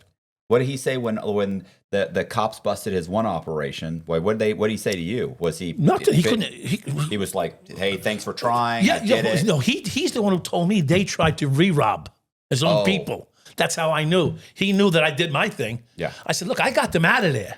And he goes, yeah. I said, and then they caught these guys with this stuff. He goes, that's because they tried to steal it themselves. Mm-hmm. That's what he said to me. I said, well, I can't be in their heads. He goes, they were trying to steal it themselves, the whole thing. And I found that out probably about 8 months later. Because he took off. He went to the DR for about a year, about 8 months to a year, and I finally saw him. In fact, I went to the DR to see him. So I don't think it made the documentary. I mean, there's so much stuff. It's a big life, right? 10 years. Yeah. So when I'm in the PD, I now have a girlfriend, right? And I'm going to show off, right? We're young guys, want to show off. So I'm going to take her to the DR to meet my drug dealing buddy. Right. She's a cop. I don't tell her anything, but she's not dope. She knows she knows the story, right? So so we call this will be a name drop. We call Sonny Franchise. You know who Sonny Franchise is? He's dead. He just passed 101 years. I mean, that's Michael Franchise's Michael's father. Yeah, she calls him up. She dated Michael when back in his 20s. Yeah, right. What a small world, huh? Yeah, you can't even believe this shit. So she calls up Sonny Franchise. He's only home for about a year or two before he gets locked up again. It was 1987, 89, 90. She calls him up. He wants 500 kilos from Diaz. Okay. He's trying to get me. He's going to rob Diaz. He wants 500 kilos from Diaz. This is Sonny Franchise. And he tells us, go to El Casa de Campo in the DR. It's the top place. Go there, blah, blah. For $5,000 for a Dominican vacation. It's a lot of fucking money, even back then, because you can go there for half the price right now. Anyway, so $5,000 for a vacation, El Casa de Campo. And So I take her there on the plane. I don't realize this, but there's someone sitting there on the plane. I don't know this at the time. Like, you know, you can feel something, but you can't, you're not sure. So I get off the plane and they toss me in the DR. And back then, it wasn't like it is today. It was a landing strip. and you got off the plane and they handed you a fucking a rum drink. That's how you got off the plane in the DR. They handed you rum, making you drink. And I got this drink in my hand and they want to toss me. They want to check my shit. They want to see my ID, my paper. You know who I am. You pull me over for a reason. Anyway, long story short, they were setting me up. A guy comes over to me, beard. This story is insane. The guy comes over to me. He's wearing a beard, stocky guy. He goes, "You all right?" I go, "Yeah, I'm fine." He goes, "Yeah, I was on the plane with you." He said, "Where you going?" I said, "I'm going to my friend's place in the DR here, whatever, the El Casa de Campo." He goes, "What brings you here?" I go, "I got a friend down here. He owns a bunch of bodegas in Brooklyn." And he goes, "Oh." He goes, you want me to help you get a ride? Because speaking Spanish, I'm not really good at Spanish. I can speak it, but not that well. I go, "No, I'm good, thanks." He goes, "Okay, all right, good luck, have a nice trip," whatever. He leaves. It's the DEA. Right. He got it from me in like 1 second. Yeah, I'm staying with my buddy. His name is Diaz. Yeah. Well, that's no help in DR. There's a million Diaz's. Right. He owns a bunch of bodegas in Brooklyn. It narrows it down. Narrows it down a little bit. Yeah. Yeah. And he's in the DR right now. Yeah. So they know who I am. Mm-hmm. They know who I'm working with, Diaz. Yeah. Right? Because they've already debriefed a bunch of guys from the bus that went south. Yeah. With the robbery, and the Diaz has been on their list for 5-6 years now, trying to get him. Okay. So I get to the DR. I'm calling Adam. First of all, you got to. This story is crazy. You're calling who? Diaz, Adam. He's Adam. in the Adam Diaz. He's in the DR. Yeah. He won't come. I go, "Dude, can you put?" His wife answers the phone. She's probably 18. Yeah, yeah. His new one's 19. Yeah. Right now, his new one's 19. Okay, he's 58. Anyway, so he comes to see me. No, I call, and she goes, "He's playing basketball now." Adam is 5'4", Right. maybe. Okay. Okay, he's playing basketball. Okay, it's 3:30 in the afternoon. Okay, he's playing basketball. It's hot. I don't know if it's hot. Whatever, he's playing basketball. Okay. I call him 11 o'clock at night. Oh, Jesus. Adam there? He knows you're coming, right? Yeah. Okay. Is Adam there? He's playing basketball. I call him every night at midnight because I don't sleep in the DR. I'm fucking getting laid and partying. If you sleep hot at night, you know how disruptive that can be. Whether you're having trouble falling asleep, you're waking up sweating in the middle of the night, or all of the above. That's where Ghost Bed can help. As the makers of the coolest beds in the world, Ghost Bed is your go-to for cooling mattresses, cooling pillows, and cooling bedding. From their signature Ghost Ice fabric to patented technology that adjusts to your body's temperature, every Ghost Bed mattress is designed with cooling in mind. So whether you want a plusher mattress that cushions your shoulders and hips, or a firm option with exceptional support, your Ghost Bed will keep you cool and comfortable all night long. When you purchase a Ghost Bed mattress, your comfort is guaranteed. You can try out your mattress for 101 nights, risk-free, to make sure it's the right fit for you. Plus, they offer free shipping, and most items are shipped within 24 hours. If you're not sure which Ghost Bed is right for you, check out their mattress quiz. You'll answer a few questions and get a personalized recommendation. Even better, our listeners can get 50% off site-wide for a limited time. Just visit ghostbed.com/Cox and use the code COX at checkout. Again, that's ghostbed.com/Cox with the code COX at the checkout to save a whopping 50% off site-wide. Is Adam there? He's playing basketball. I said, "You tell him I came to his fucking country to see him and he's playing basketball? He can't stop playing basketball?" "I'm sorry, Michael. I told him, but he said he's playing basketball." Okay. I leave the DR without seeing my guy. Now I'm embarrassed, right? I mean, I bring my girlfriend. You're gonna show us around the DR. We got carte blanche. We're with a kingpin. I mean, back then he probably had 40, 50 million in cash in bags. Right, he's running the place. He's running the place. Him and his cronies. I feel like a schmuck. I get back to America about 2 months later. It was in May. He goes, I meet him at at Barron's shop. I go, what the fuck? He goes, bro, they were following you. They had your phones. They were everywhere. They were all over you in the DR. He says, and when I got back off the plane from the DR, they tossed me again. And my girlfriend. I got nothing. I'm going to get cash. Right. We didn't coming back smuggling shit. I don't need it. It's here. It's already here if I wanted something like that, you know. But they tossed me again, and her. And know who tossed me? If you look at the movie, The 7-5, there's a guy in there, Joe Trimboli. He tossed me in the airport. Not personally. He had customs do it, but he stood there watching him do it. And I turned around and I go, you motherfuckers. I said, I'll get you in the street out there one day. Yeah. All you cops are dirty. All you cops say that shit. But this is what they customs agents were telling me to my face. All you cops are dirty. You're the biggest smugglers. Really? Thanks for telling me. I didn't know we were. So I mean, this is the attitude they had back then in 1989. So it's just, I mean, it was everywhere. It was prevalent, bro. I mean, for customs agents to be telling you that to your face, and they got no jurisdiction outside that fucking fence. Right. You know, and I said, when you come outside that fence, don't run into me. Let me tell you right now. That kind of fucking attitude they had. And meanwhile, there's people walking by with boxes, with ropes around. Listen, they got ropes around boxes coming into the fucking airport. I got my little luggage and a girl, and they're tossing me. And the guy with the box that says, Medellin cartel on the side of this fucking box. He's going through customs like it doesn't matter. I mean, it's just insane. It was insane. So how does it end up? How do they end up busting you?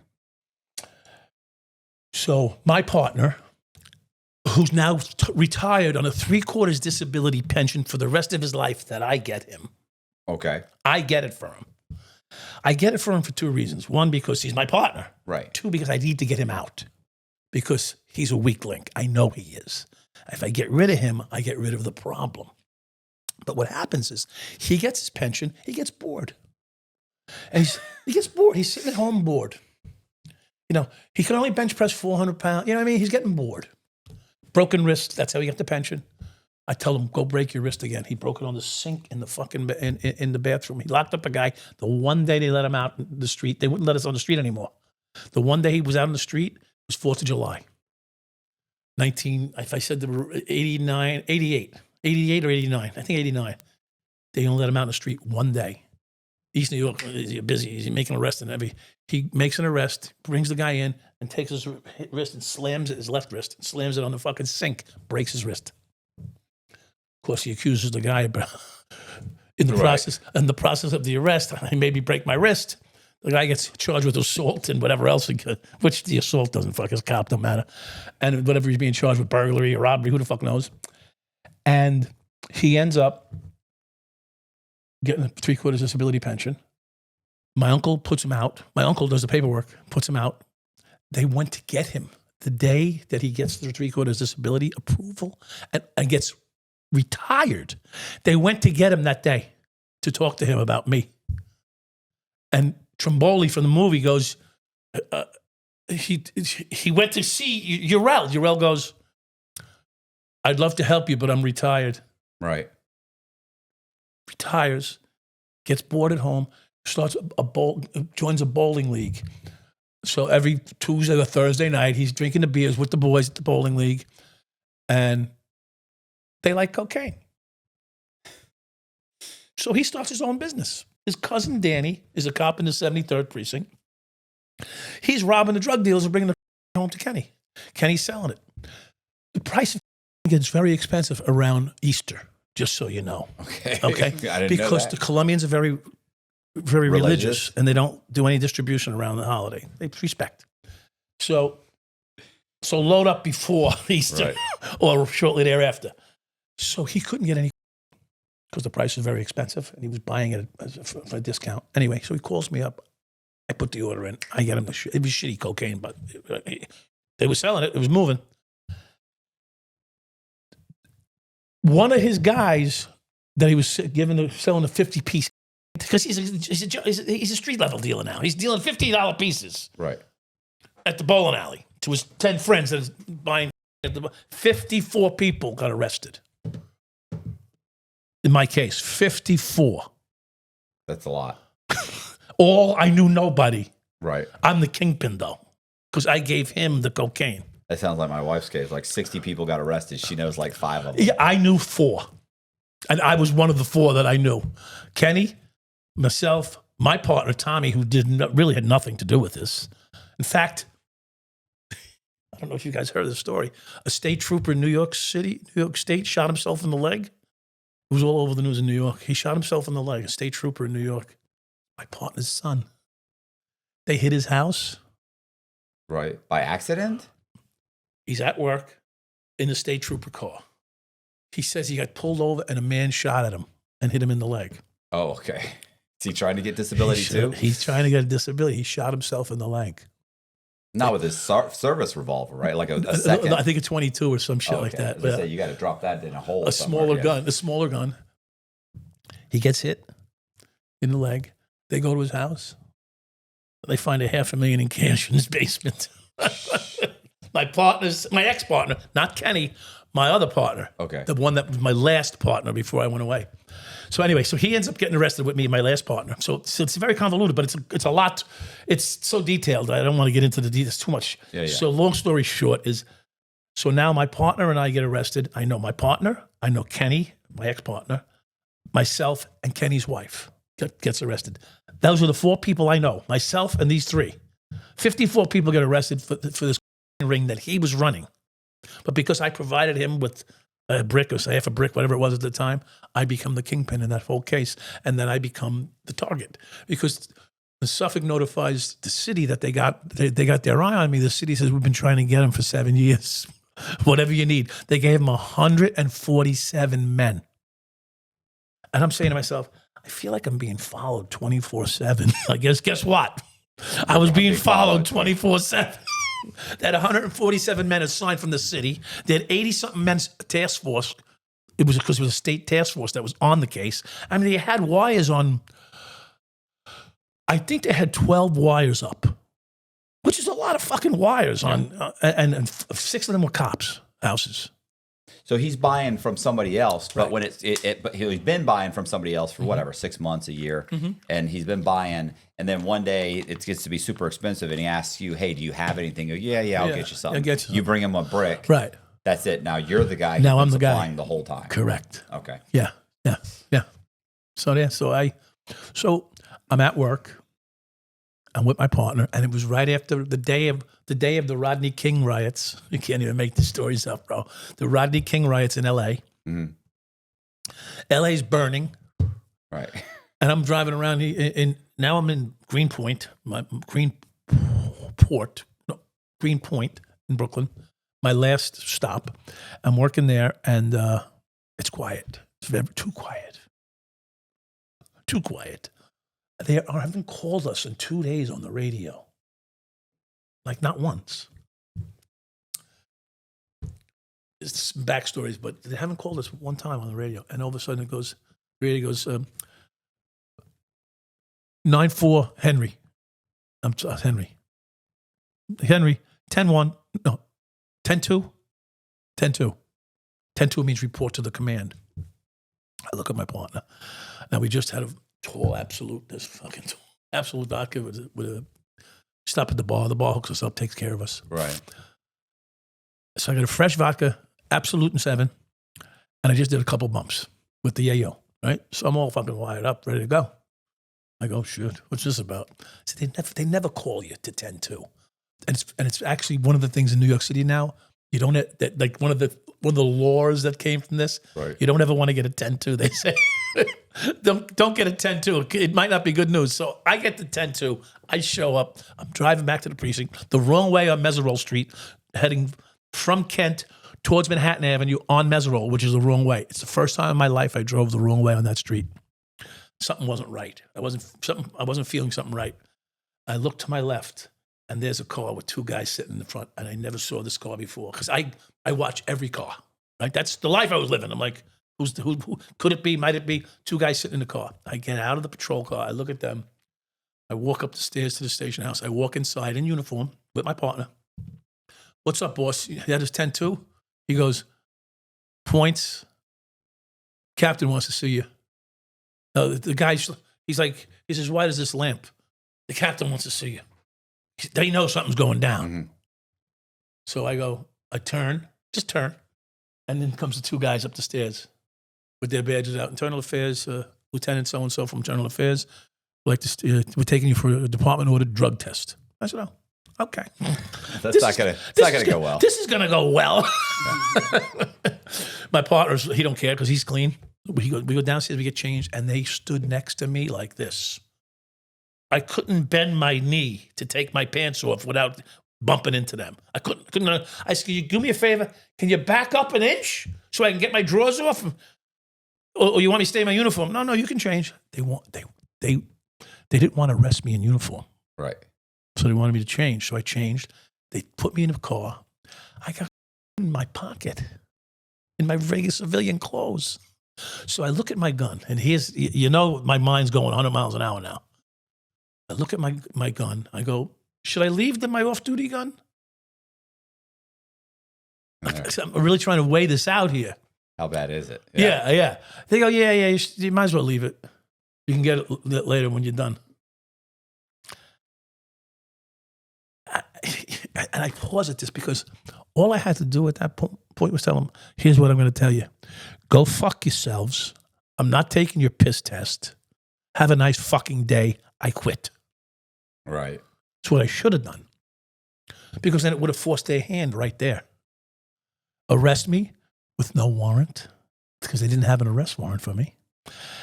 And or show your cards right now before whatever is going to eventually happen. So what they do is they take me and they put me in the back of I'm like a compliant little soldier now. Right. Okay, where am I going? We're going to take you for a piss test. How about I drive? No, we'll take you.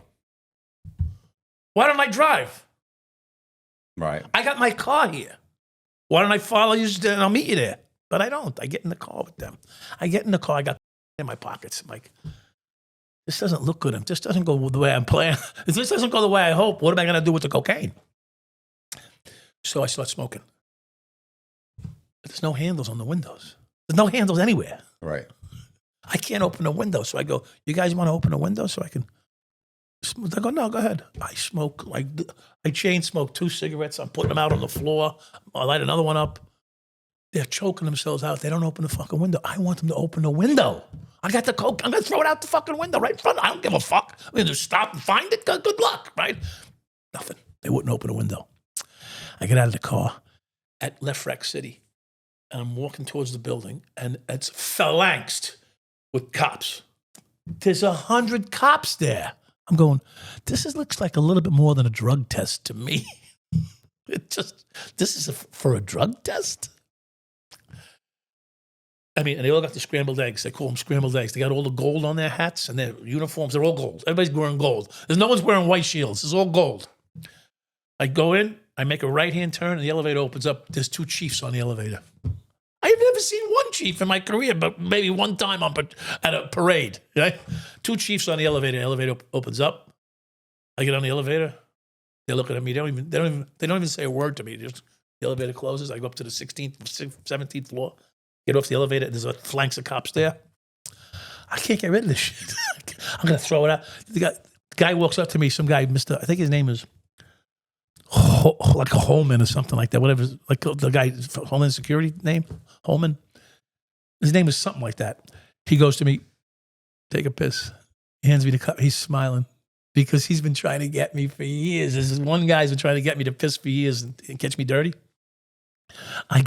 I grabbed the cup. I'm like, psh, here you go. All of a sudden in the background, I hear, you got it? Yeah. You got it? Yeah. You hit the door? Yeah. Like they're doing a bust.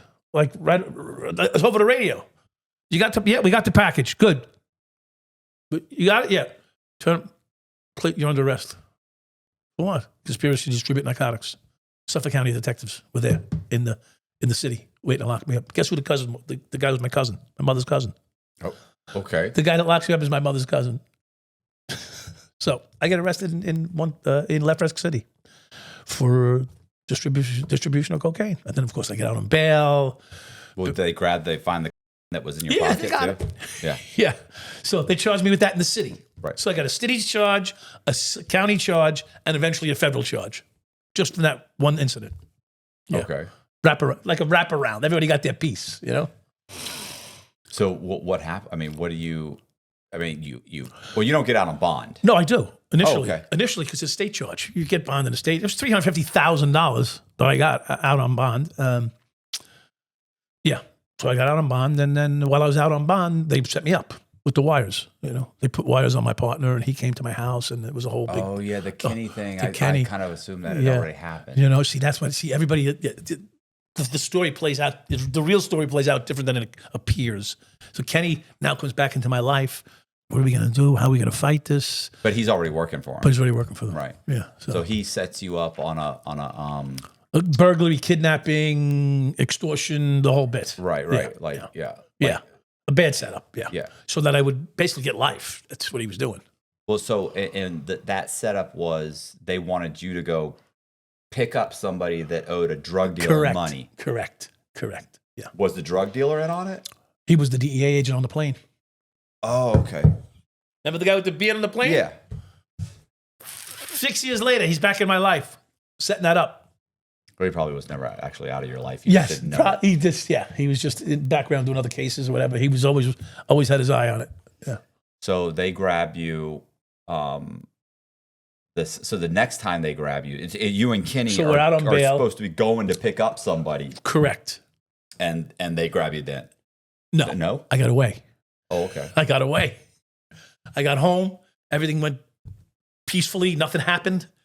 So that's not the real story. The real story is this: we're going to surveil the location. Okay. Kenny's. I go, Kenny, turn on the scanner. I don't know if you know the story. Turn on the scanner. He turns like he's annoyed. I'm like, dude, I got the scanner for a reason. Turn it on. He turns it on. We have it on about a minute. 1 minute it's on. He goes, I forget, it was 107th precinct. I forget. 107 desk, like the desk officer. Yeah, be advised, there's a burglary stakeout on that location. Like the address came over where we were going. We've gotten several calls from local residents there. There looks to be some suspicious vehicles in the location.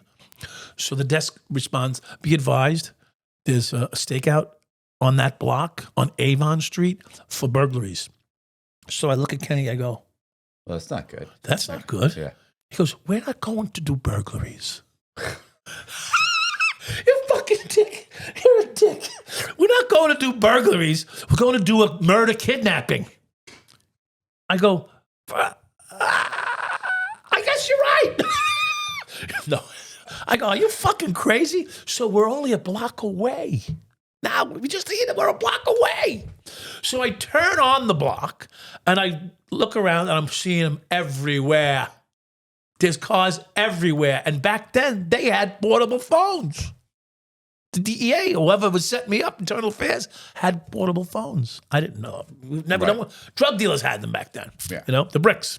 Remember? Yeah, I remember. So I'm like, wait a minute. I look around.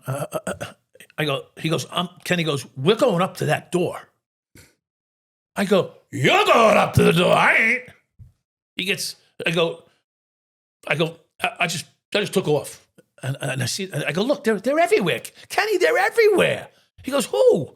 He's wearing a wire the whole time. Yeah, of course. He knows what's going on. Yeah, I go, they're here. They're fucking cops everywhere. I hit the highway and head back to Long Island, get home to his house, drop him off. And when I get to his house, he goes, all right, I see you later. Now, that's not Kenny. I see you later. No. Come on in, have a beer, have a soda, what's up? I go, what do you mean? I go, I want to go in your house. I want to calm down. Right. I want to take a break. We just raced home. I don't realize. So he goes, let me check and make sure my wife is, dressed, whatever.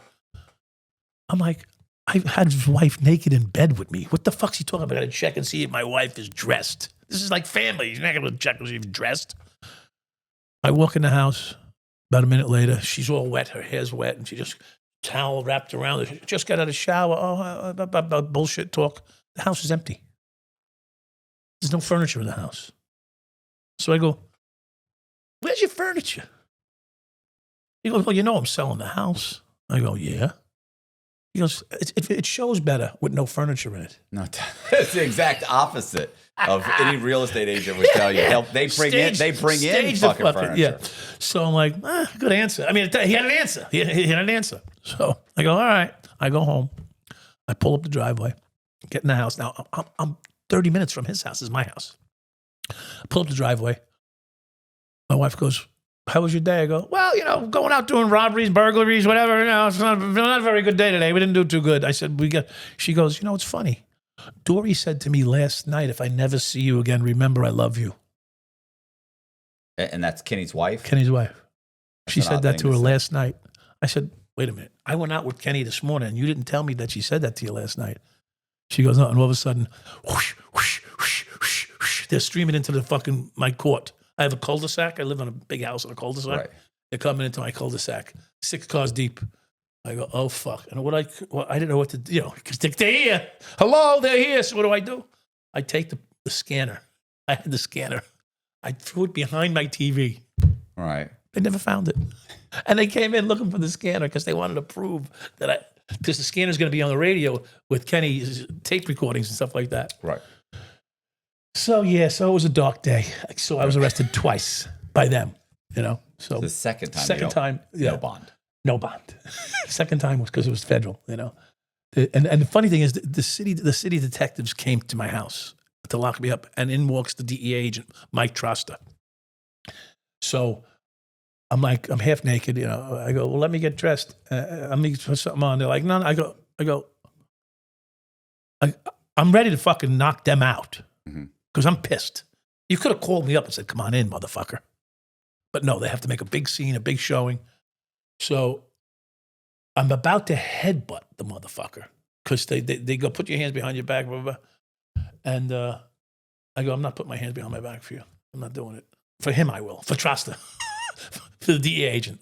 I'll do it for him, but not for you. Fuck you.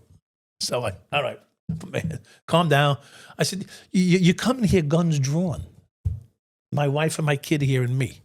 You know who I am. If I was going to shoot it out, you would have been dead before you got to I watched you come up the stairs. I opened the door. Right. Well, that's what they do, though. Yeah. I mean, but it's an intimidation. It's the old intimidation factor. And I'm like, fuck you. I'm not intimidated. I'm like, fuck you, and fuck you. So anyway, so sure enough, I get arrested. And I comply. I'm compliant. Overall, I'm fairly compliant. You know, it's not going to go good, you know, so you got to be. Yeah, you can't win. How's it going to go? Not There's good. No winning. It's not going to go. So I comply and I end up in the, you know, handcuffed for an hour and a half in the patrol car. And they pull in a plane patrol car, whatever. I pull up in front of Southern District of New York. And here's what they fucking say to me. You know those state charges you had? Yeah. What about them? You see that sign up there? It says the United States of America. He says, your complaint says the United States of America versus Michael Dowd. He said, they take over nations. So good luck. That's what he said. Right. So then the rest is, you know, I cut the best deal I could. I mean, how much? What was the? Well, they offered me 34 years, my first plea. My first plea was a 34-year offer. And I told them trial. Go fuck yourselves. Yeah, I might as well. I might as well go to trial. Yeah. And the next plea was 24 years. I don't know. And I told them, fuck you, let's go to trial. And then they came down to 17 to 20 something. And I said, fuck you, let's go to trial. And my lawyer says, stop saying fuck you because you know, at some point they'll go to trial. Yeah. Oh, yeah. You'll be back at the fucking. You'll be back at the 34, yeah. So he was able to get them down to the range of 12 and a half to 15 and a half years. And yeah, that's the range on the sentencing guidelines, right? So that was the range. And as luck would have it, I'm being accused of 9 murders in the newspaper. Okay? I didn't do any. I'm sitting here, but I'm being accused because that's what they do. Yeah. Fake news.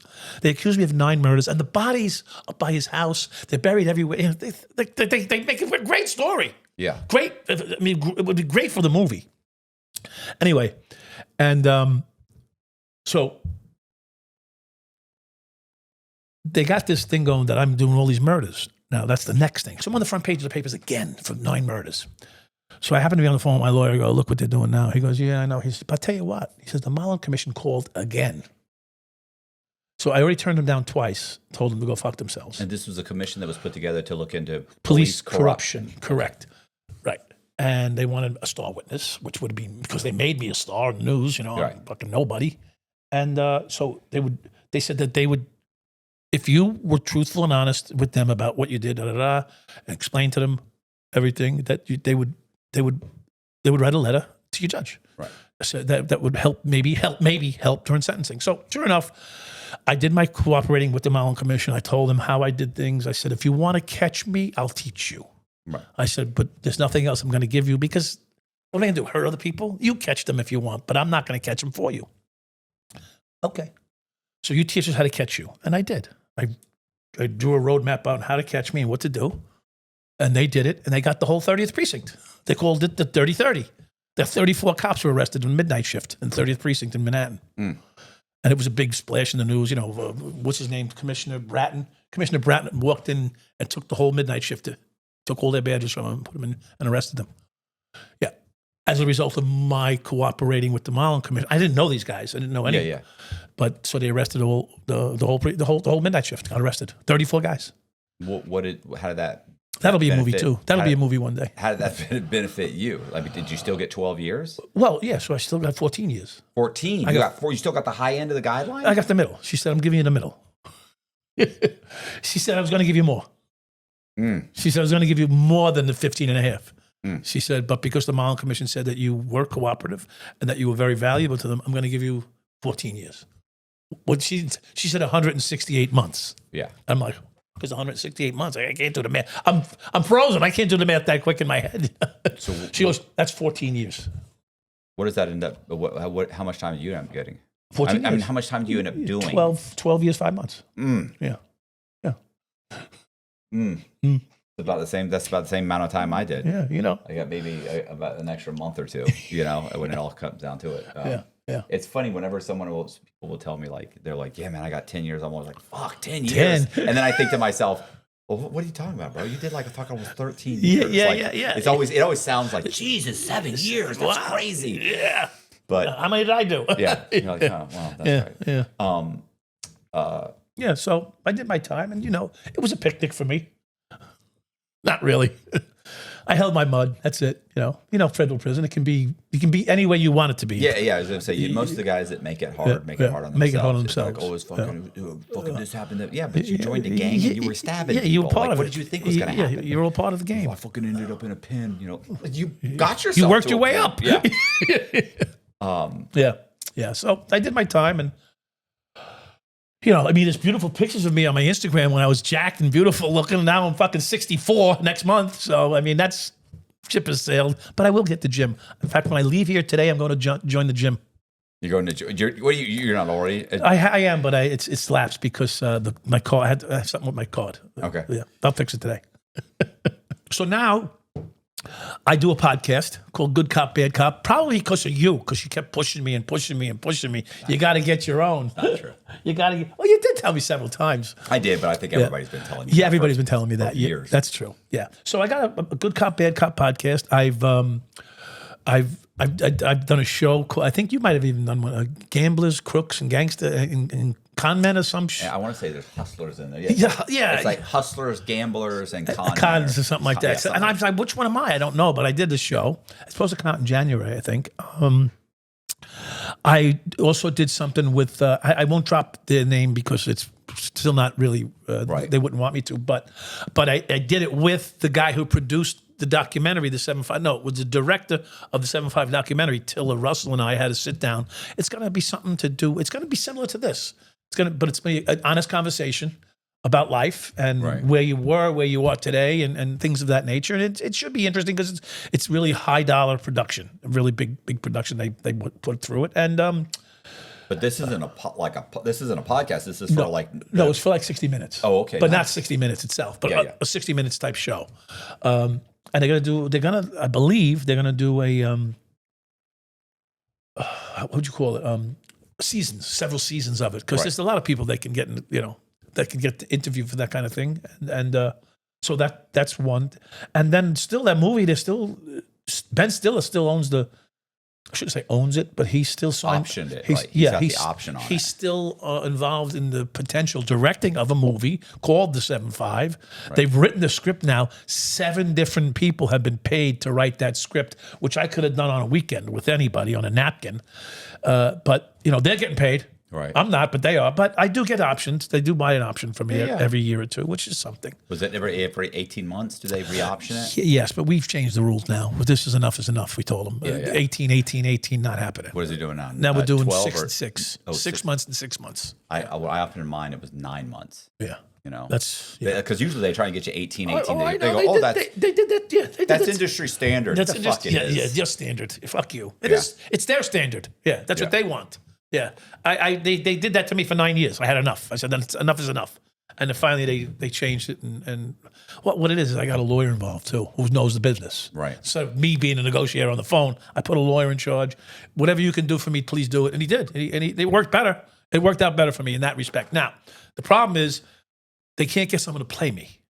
I'm not an easy guy to play. Apparently, they brought I don't know they brought the kid on that played Elvis, Butler. Butler is it Austin Butler. Austin Butler? Yeah. That's his name. They brought him on. He paid for the role. Right. He took care of them to give him the role, and they gave it to him, and he backed out. I think, my personal opinion, I think it's because I'm too conservative. That's my personal opinion. But I mean, you're gonna play a cop. It's got to be a conservative audience, at least.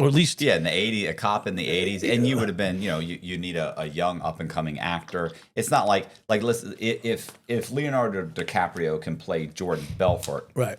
Anybody can play you as long as they can actually act and play you, right? So, but they need a star because it's a big budget movie. Yeah, It's a big budget movie. Well, they're not going to get the budget unless they have the star.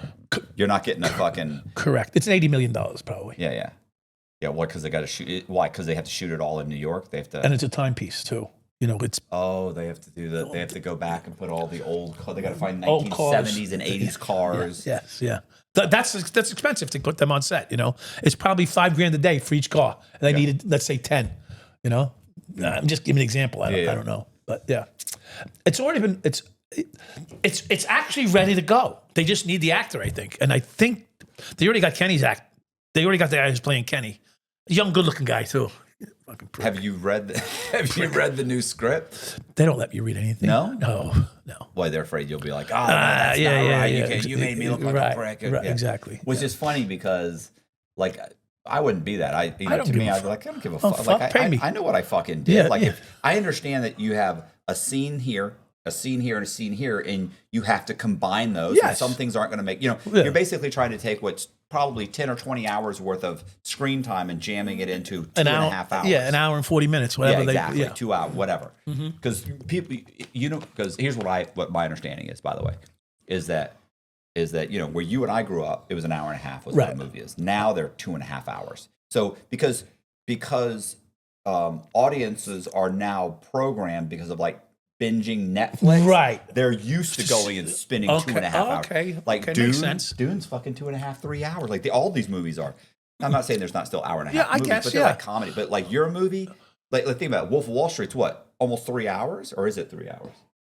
I think so. I don't know. Is it? It's long. It's long. Like it's not an hour and a half. I'll tell you that. Listen, I'm not a movie guy. I wouldn't sit for an hour. 3 hours. I wouldn't sit for 3 hours. I wouldn't sit for a 3 hour movie, but I mean, look at your like. That's not, you can't do that movie. And well, I mean, you could probably do it. Hollywood could do probably anything, but yeah, still, you need 2 hours. Probably you're right, but I'm really more concerned about a TV series. That's what I want to come from this. Well, I would because if you asked me of mine, that's what I'd want, a TV series. Yeah, because you're going to leave so much on the cutting room floor. It's a waste. The documentary left 50 to 80 hours on the floor, right, between myself and the 5 guys that I know that interviewed. Yeah.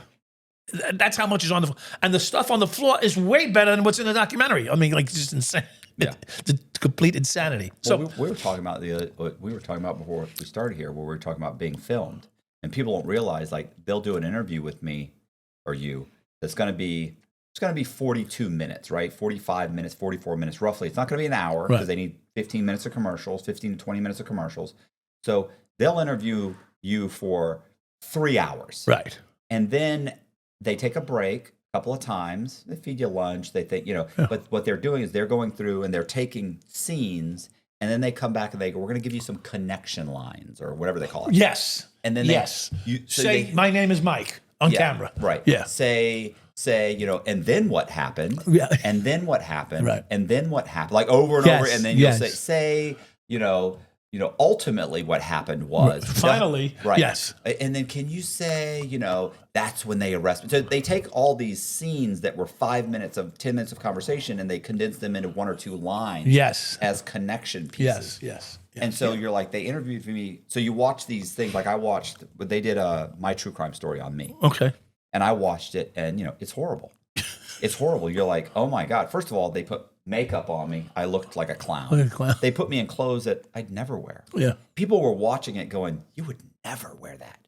And which I looked very hip. Yeah. Right? I'm not hip. I'm not hip. Not you. That's not who you are. I look like, so anyway. I look hip. I'm not hip. Yeah. Anyway, so they're doing all this stuff. And but you go to it and you're like, it's funny because I'll look at it and I'm disgusted. And yet somebody else will be like, bro, it's fucking amazing. It's great. You're like, I'm in the car. I'm in the car driving. They're doing a scene with me about 3 weeks ago, and they're in the back with the lens. They got the lenses, whatever, a screen. They got a screen. Yeah. They're watching me drive, and they're going, "He looks beautiful." Like, who the fuck are they looking at? Who the fuck are they looking at? Not me. Like this is. I'm like, I'm getting a little Woody here. I'm beautiful. These guys gonna start fucking me. What's going on here? Anyway, so I got a lot of those things still going on, and it's very, and I'm also involved with, you'll love this, a show called Mobsters versus Monsters. We're trying to get it produced right now. Okay. It's actually, I have an agreement with Sony. I have a shopping agreement with Sony, which is nice to have at least an agreement with them. You don't get anything to sign the agreement, but they're shopping it. And I'm going to be a character in it. It's already been filmed, the whole thing. So they have a collection of footage. It needs to be spliced and diced, and then they need to put me in it. Okay. Because I'm going to be the lead investigator. Okay. Why not, right? What's the premise of the show? Bigfoot. They're going after Bigfoot and spirits and stuff like that. Yeah. So you want to hear something funny? Go ahead. I interviewed for that. For what? That show that you're describing right now. Right. They did the thing where it was a Zoom meeting and then you had another meeting and you had, right? Okay. So probably a year and a half ago, they contacted me. They contacted me and they wanted, and while we were talking, it was going to be me and another guy, like an FBI agent. We were going to be investigating things like Bigfoot, the Bermuda Triangle, the existence of whatever spirits. And so when they pitched me the whole thing, I was like, I don't think that. But I've had a lot of these, by the way. Where, I'm sure you have too. Yeah. They, first you get the email, then you get the phone call, right. And then you get the Zoom meeting, and then you get the second Zoom meeting. Mm-hmm. So I did the whole thing. Right. And I was like, do you guys have anybody for the FBI agent yet? And they were like, no. I said, well, let me give you 2 guys. So I gave him Jim Diorio, and I gave him Tom Simons. So which actually I think both of them are they're both retired FBI, right, and right. I think they're also both licensed investigators. Yeah. Tom Simons is definitely one in Florida. Right. So he pitched it. So they did the same thing with me. But while they were doing it, I said, yeah, I don't understand the concept here. And they were like, well, you would be investigating. We'll actually take you places and you'll be going around. Right. And I went, yeah, but I'm a fraudster. Because it wasn't till that meeting that they explained what it was, because there was no name yet. Right. And I went, I thought you guys were going to talk about like me and this guy going and investigating like the death of Jimmy Hoffa. Right. Or things that are crime related. Because then it makes sense. Like, hey, I can tell you from the criminal perspective what's going on. He can tell you from a investigative side. Right. I said, but bro, I said, I don't know if there's aliens or not.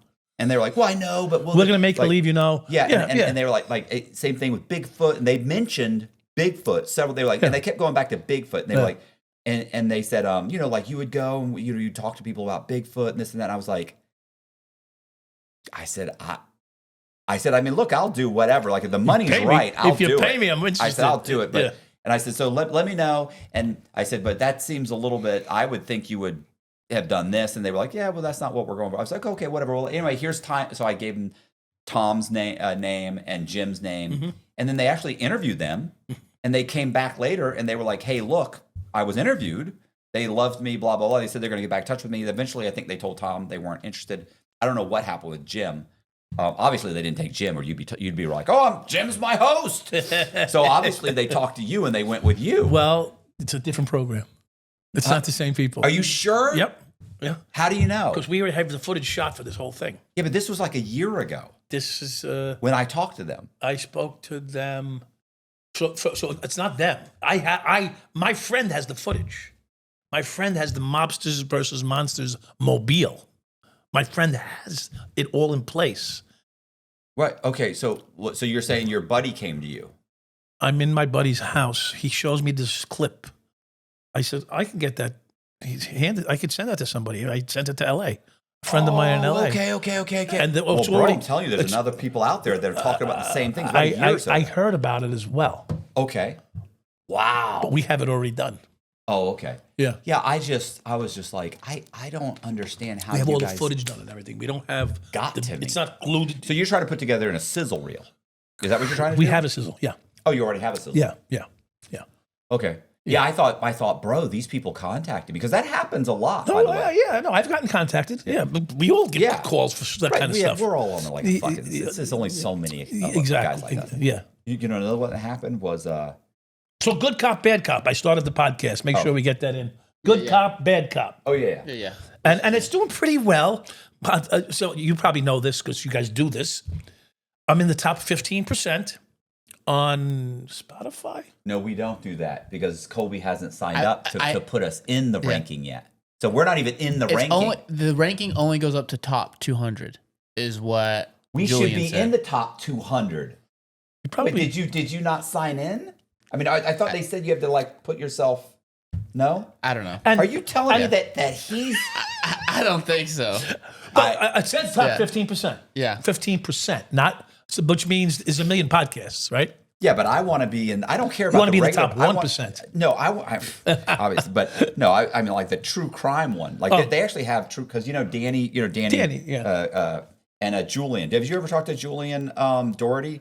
Julian Doherty. He's bro, he's in fucking New Jersey. He's in Hoboken. Maybe. I don't know. How do you not know him?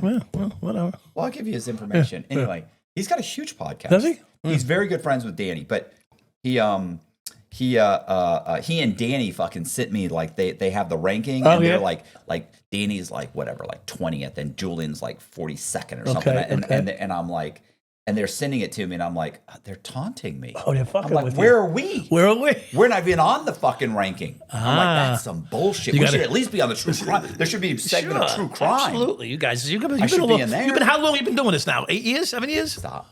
4 years. 4 years? Say throw 8 years in there. Feels like I haven't been out of prison fucking but 5. That's it? 109 in Sweden true crime. You off probation? Wait, what? 109 in Sweden true crime. We're 109? 174 in Brazil true crime. 73 in Russia true crime. What are we in? That's us? Canada and America, it just says out. Oh, that's some bullshit. Yeah. That's because I DM'd Julian like a few weeks ago because I saw he posted. And I was like, how do you find this? Like, how high does it go? What? And he DM'd me saying it goes up to 200. So we're not in the top 200 of true crime podcasts for the U.S. and Canada.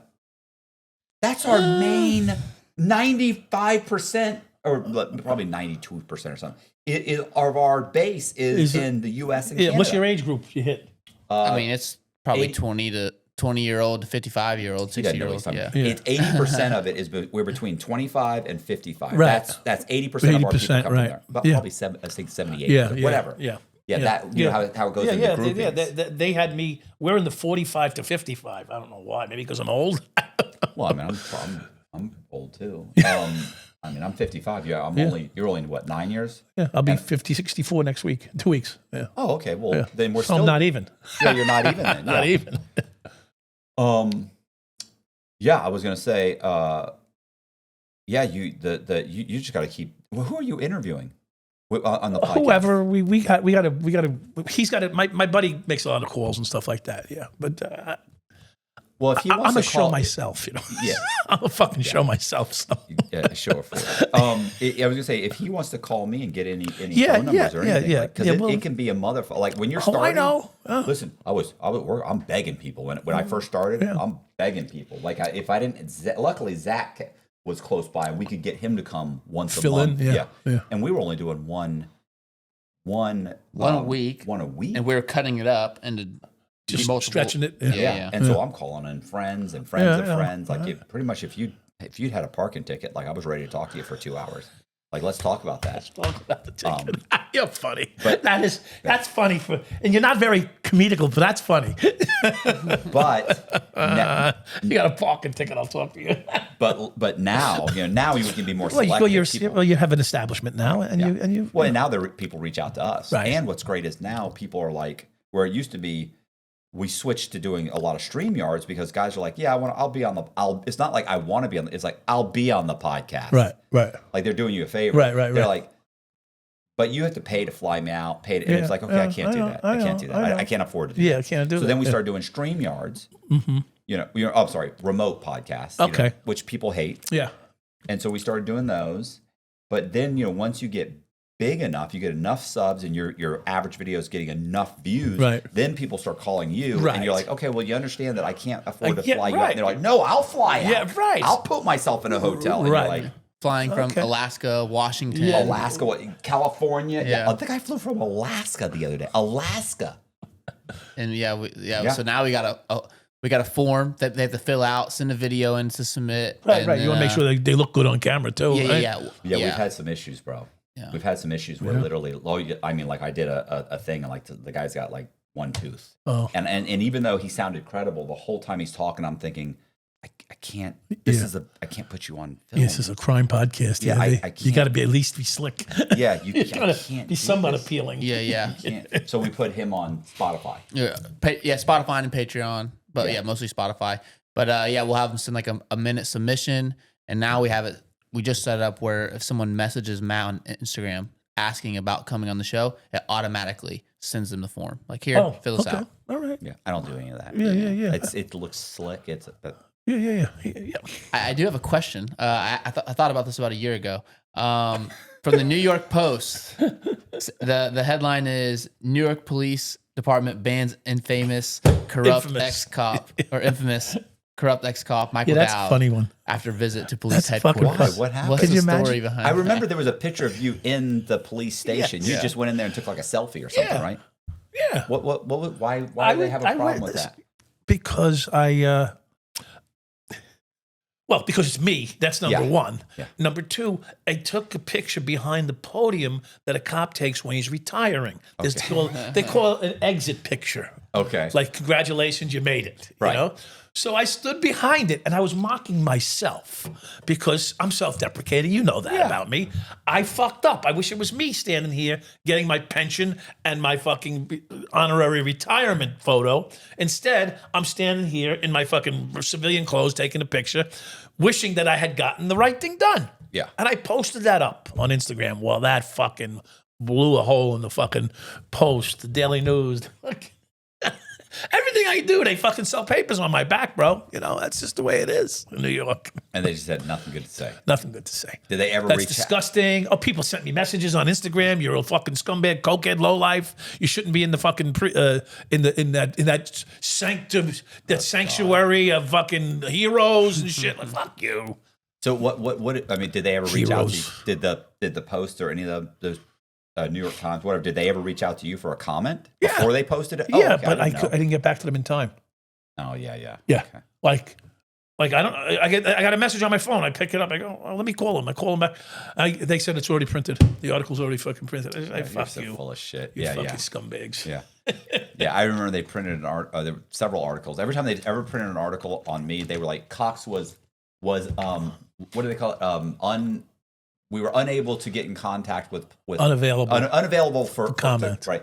I was in prison. Yeah. You just wrote an article that I'm in prison. You know how to get in contact He's with unavailable. me. Yeah, write me a fucking letter. This Yeah, is right. it took you a week to write the article. If you'd written me a letter, I'd have gotten back to you. Yeah, at least give me a chance. I'm like, well, I don't, I'm looking at the paper like, I don't know when. Yeah, we're going to do it with reached you out. or without you. You want to, and that's how I got the documentary too, because they were going to do it with me or without me. I said, well, Better with me. better with me because at least you get the spin. And second of all, you got a real story, Yeah. not a fucking archival pile of bullshit that you're going to put together and turn into a success. The documentary was Every time I ever very talk successful. every time I ever talk to anybody, when they're like, "Oh, they're going to do a documentary," they called me, and it's like, then you need to participate. Absolutely. Now, are they going to cut it up? Maybe they'll cut it up. Maybe they'll try and make you look bad, but at least you can have some input. Yeah. You can put a human touch to it. If you're not, they're going to fuck you. Right. If not, it'll be really bad. It'll be really bad. It's all the bad. Yeah. Nothing good will it's come nothing out. but cops talking about you. Yeah. Cops and victims. Victims, yeah. Yeah. You need to get in there. No. Even if it might not help you, but you're not going to let them pile their shit on the way that they're going to do it. Yeah. So anyway, I'm busy with a lot of that stuff, and I do a lot of extra podcasting as well. I'm invited. I'm one of the most invited guests on podcasts. I find strange right now is Mike Franchese was with the Tate brothers in Romania. Yeah. He flew out there. Yeah, I know Mike. Mike and I are friendly, and I can call Mike and say hello. I don't know if you've had that relationship with him. Yeah, I did his like 6 months ago. Did his podcast. Yeah, I didn't do his podcast, but Why not? I don't know. He didn't ask me. That's okay. Well, you could reach out to him. No. No. Why? Why would I? I don't need to reach Even out. if he says no, it's Oh, fine. he's not going to say no to me. He's, Well, then you go. Then you're waiting for him to. And you went out. How many times have you been on Soft White Underbelly? twice. Yeah. Well, they asked me, so. No, I know. Oh, no. No. So, let me tell you something. Soft White Underbelly didn't ask me. And in fact, he wasn't even interested in having me on. Really? Yeah. And I said, okay, fine. I hung up the phone. And an hour later, he calls me back. Oh, I didn't know who I was talking to. Right. Yeah. And I'm like, well, whatever. Do you? I don't care. Do you? I just figured I wanted to get, because he's going to take care of me. I'm going to be out in L.A. He'll put some spending money in my hand. I'm going out there. Might as well earn while you're out there. What'd your video pull into, though? Wasn't it? 4 million? 4 million. I was looking at the day, yeah. And the second one was about $500,000, something close to it. Joe Rogan was $1 million. Yeah. Did 4 million. How much did he make on that? It depends. How long was it? An An hour. It's an hour and 6 minutes. Conservatively, I don't. 50,000.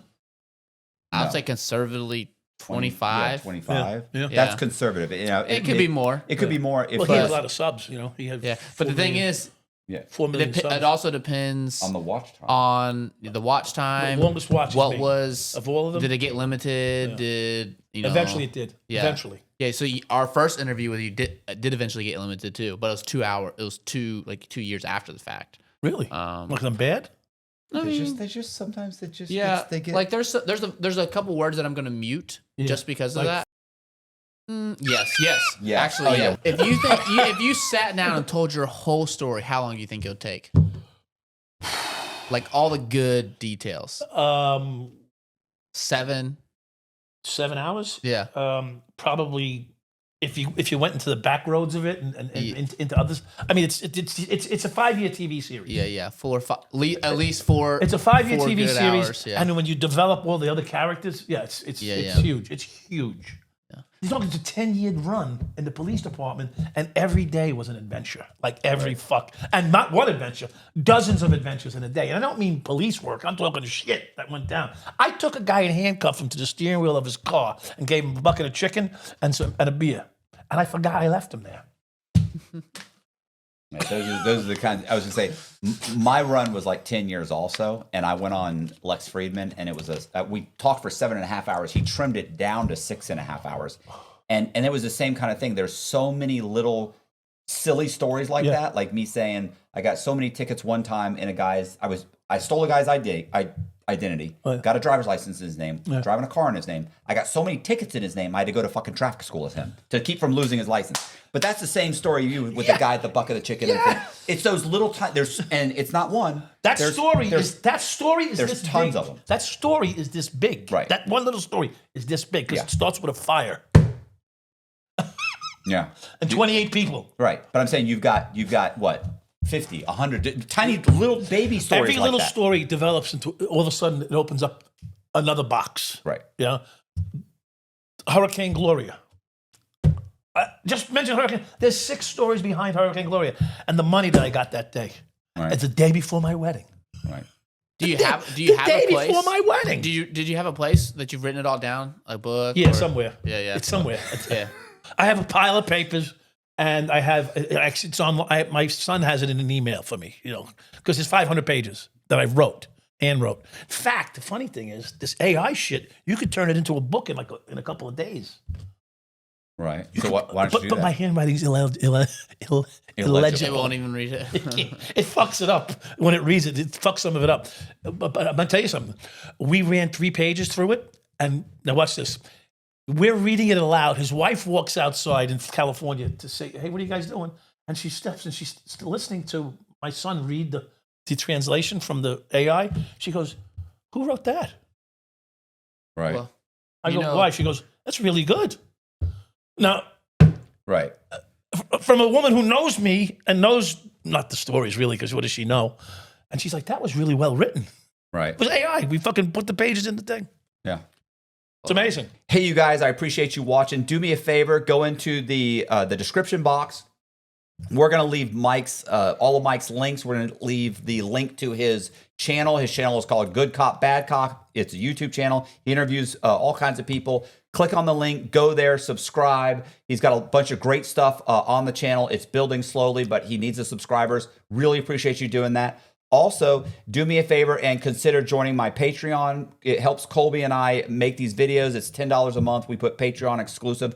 All the dirty words that Mike said that we had to cut out of here. If you're offended by the fact that we had to censor this video because of his horrible language, you can watch the unabridged? No, uncensored version of Mike being Mike on Patreon. It's only $10 a month, and it really does help us. Fuck you. Thank you very much. I appreciate Thank it. you very much. See ya.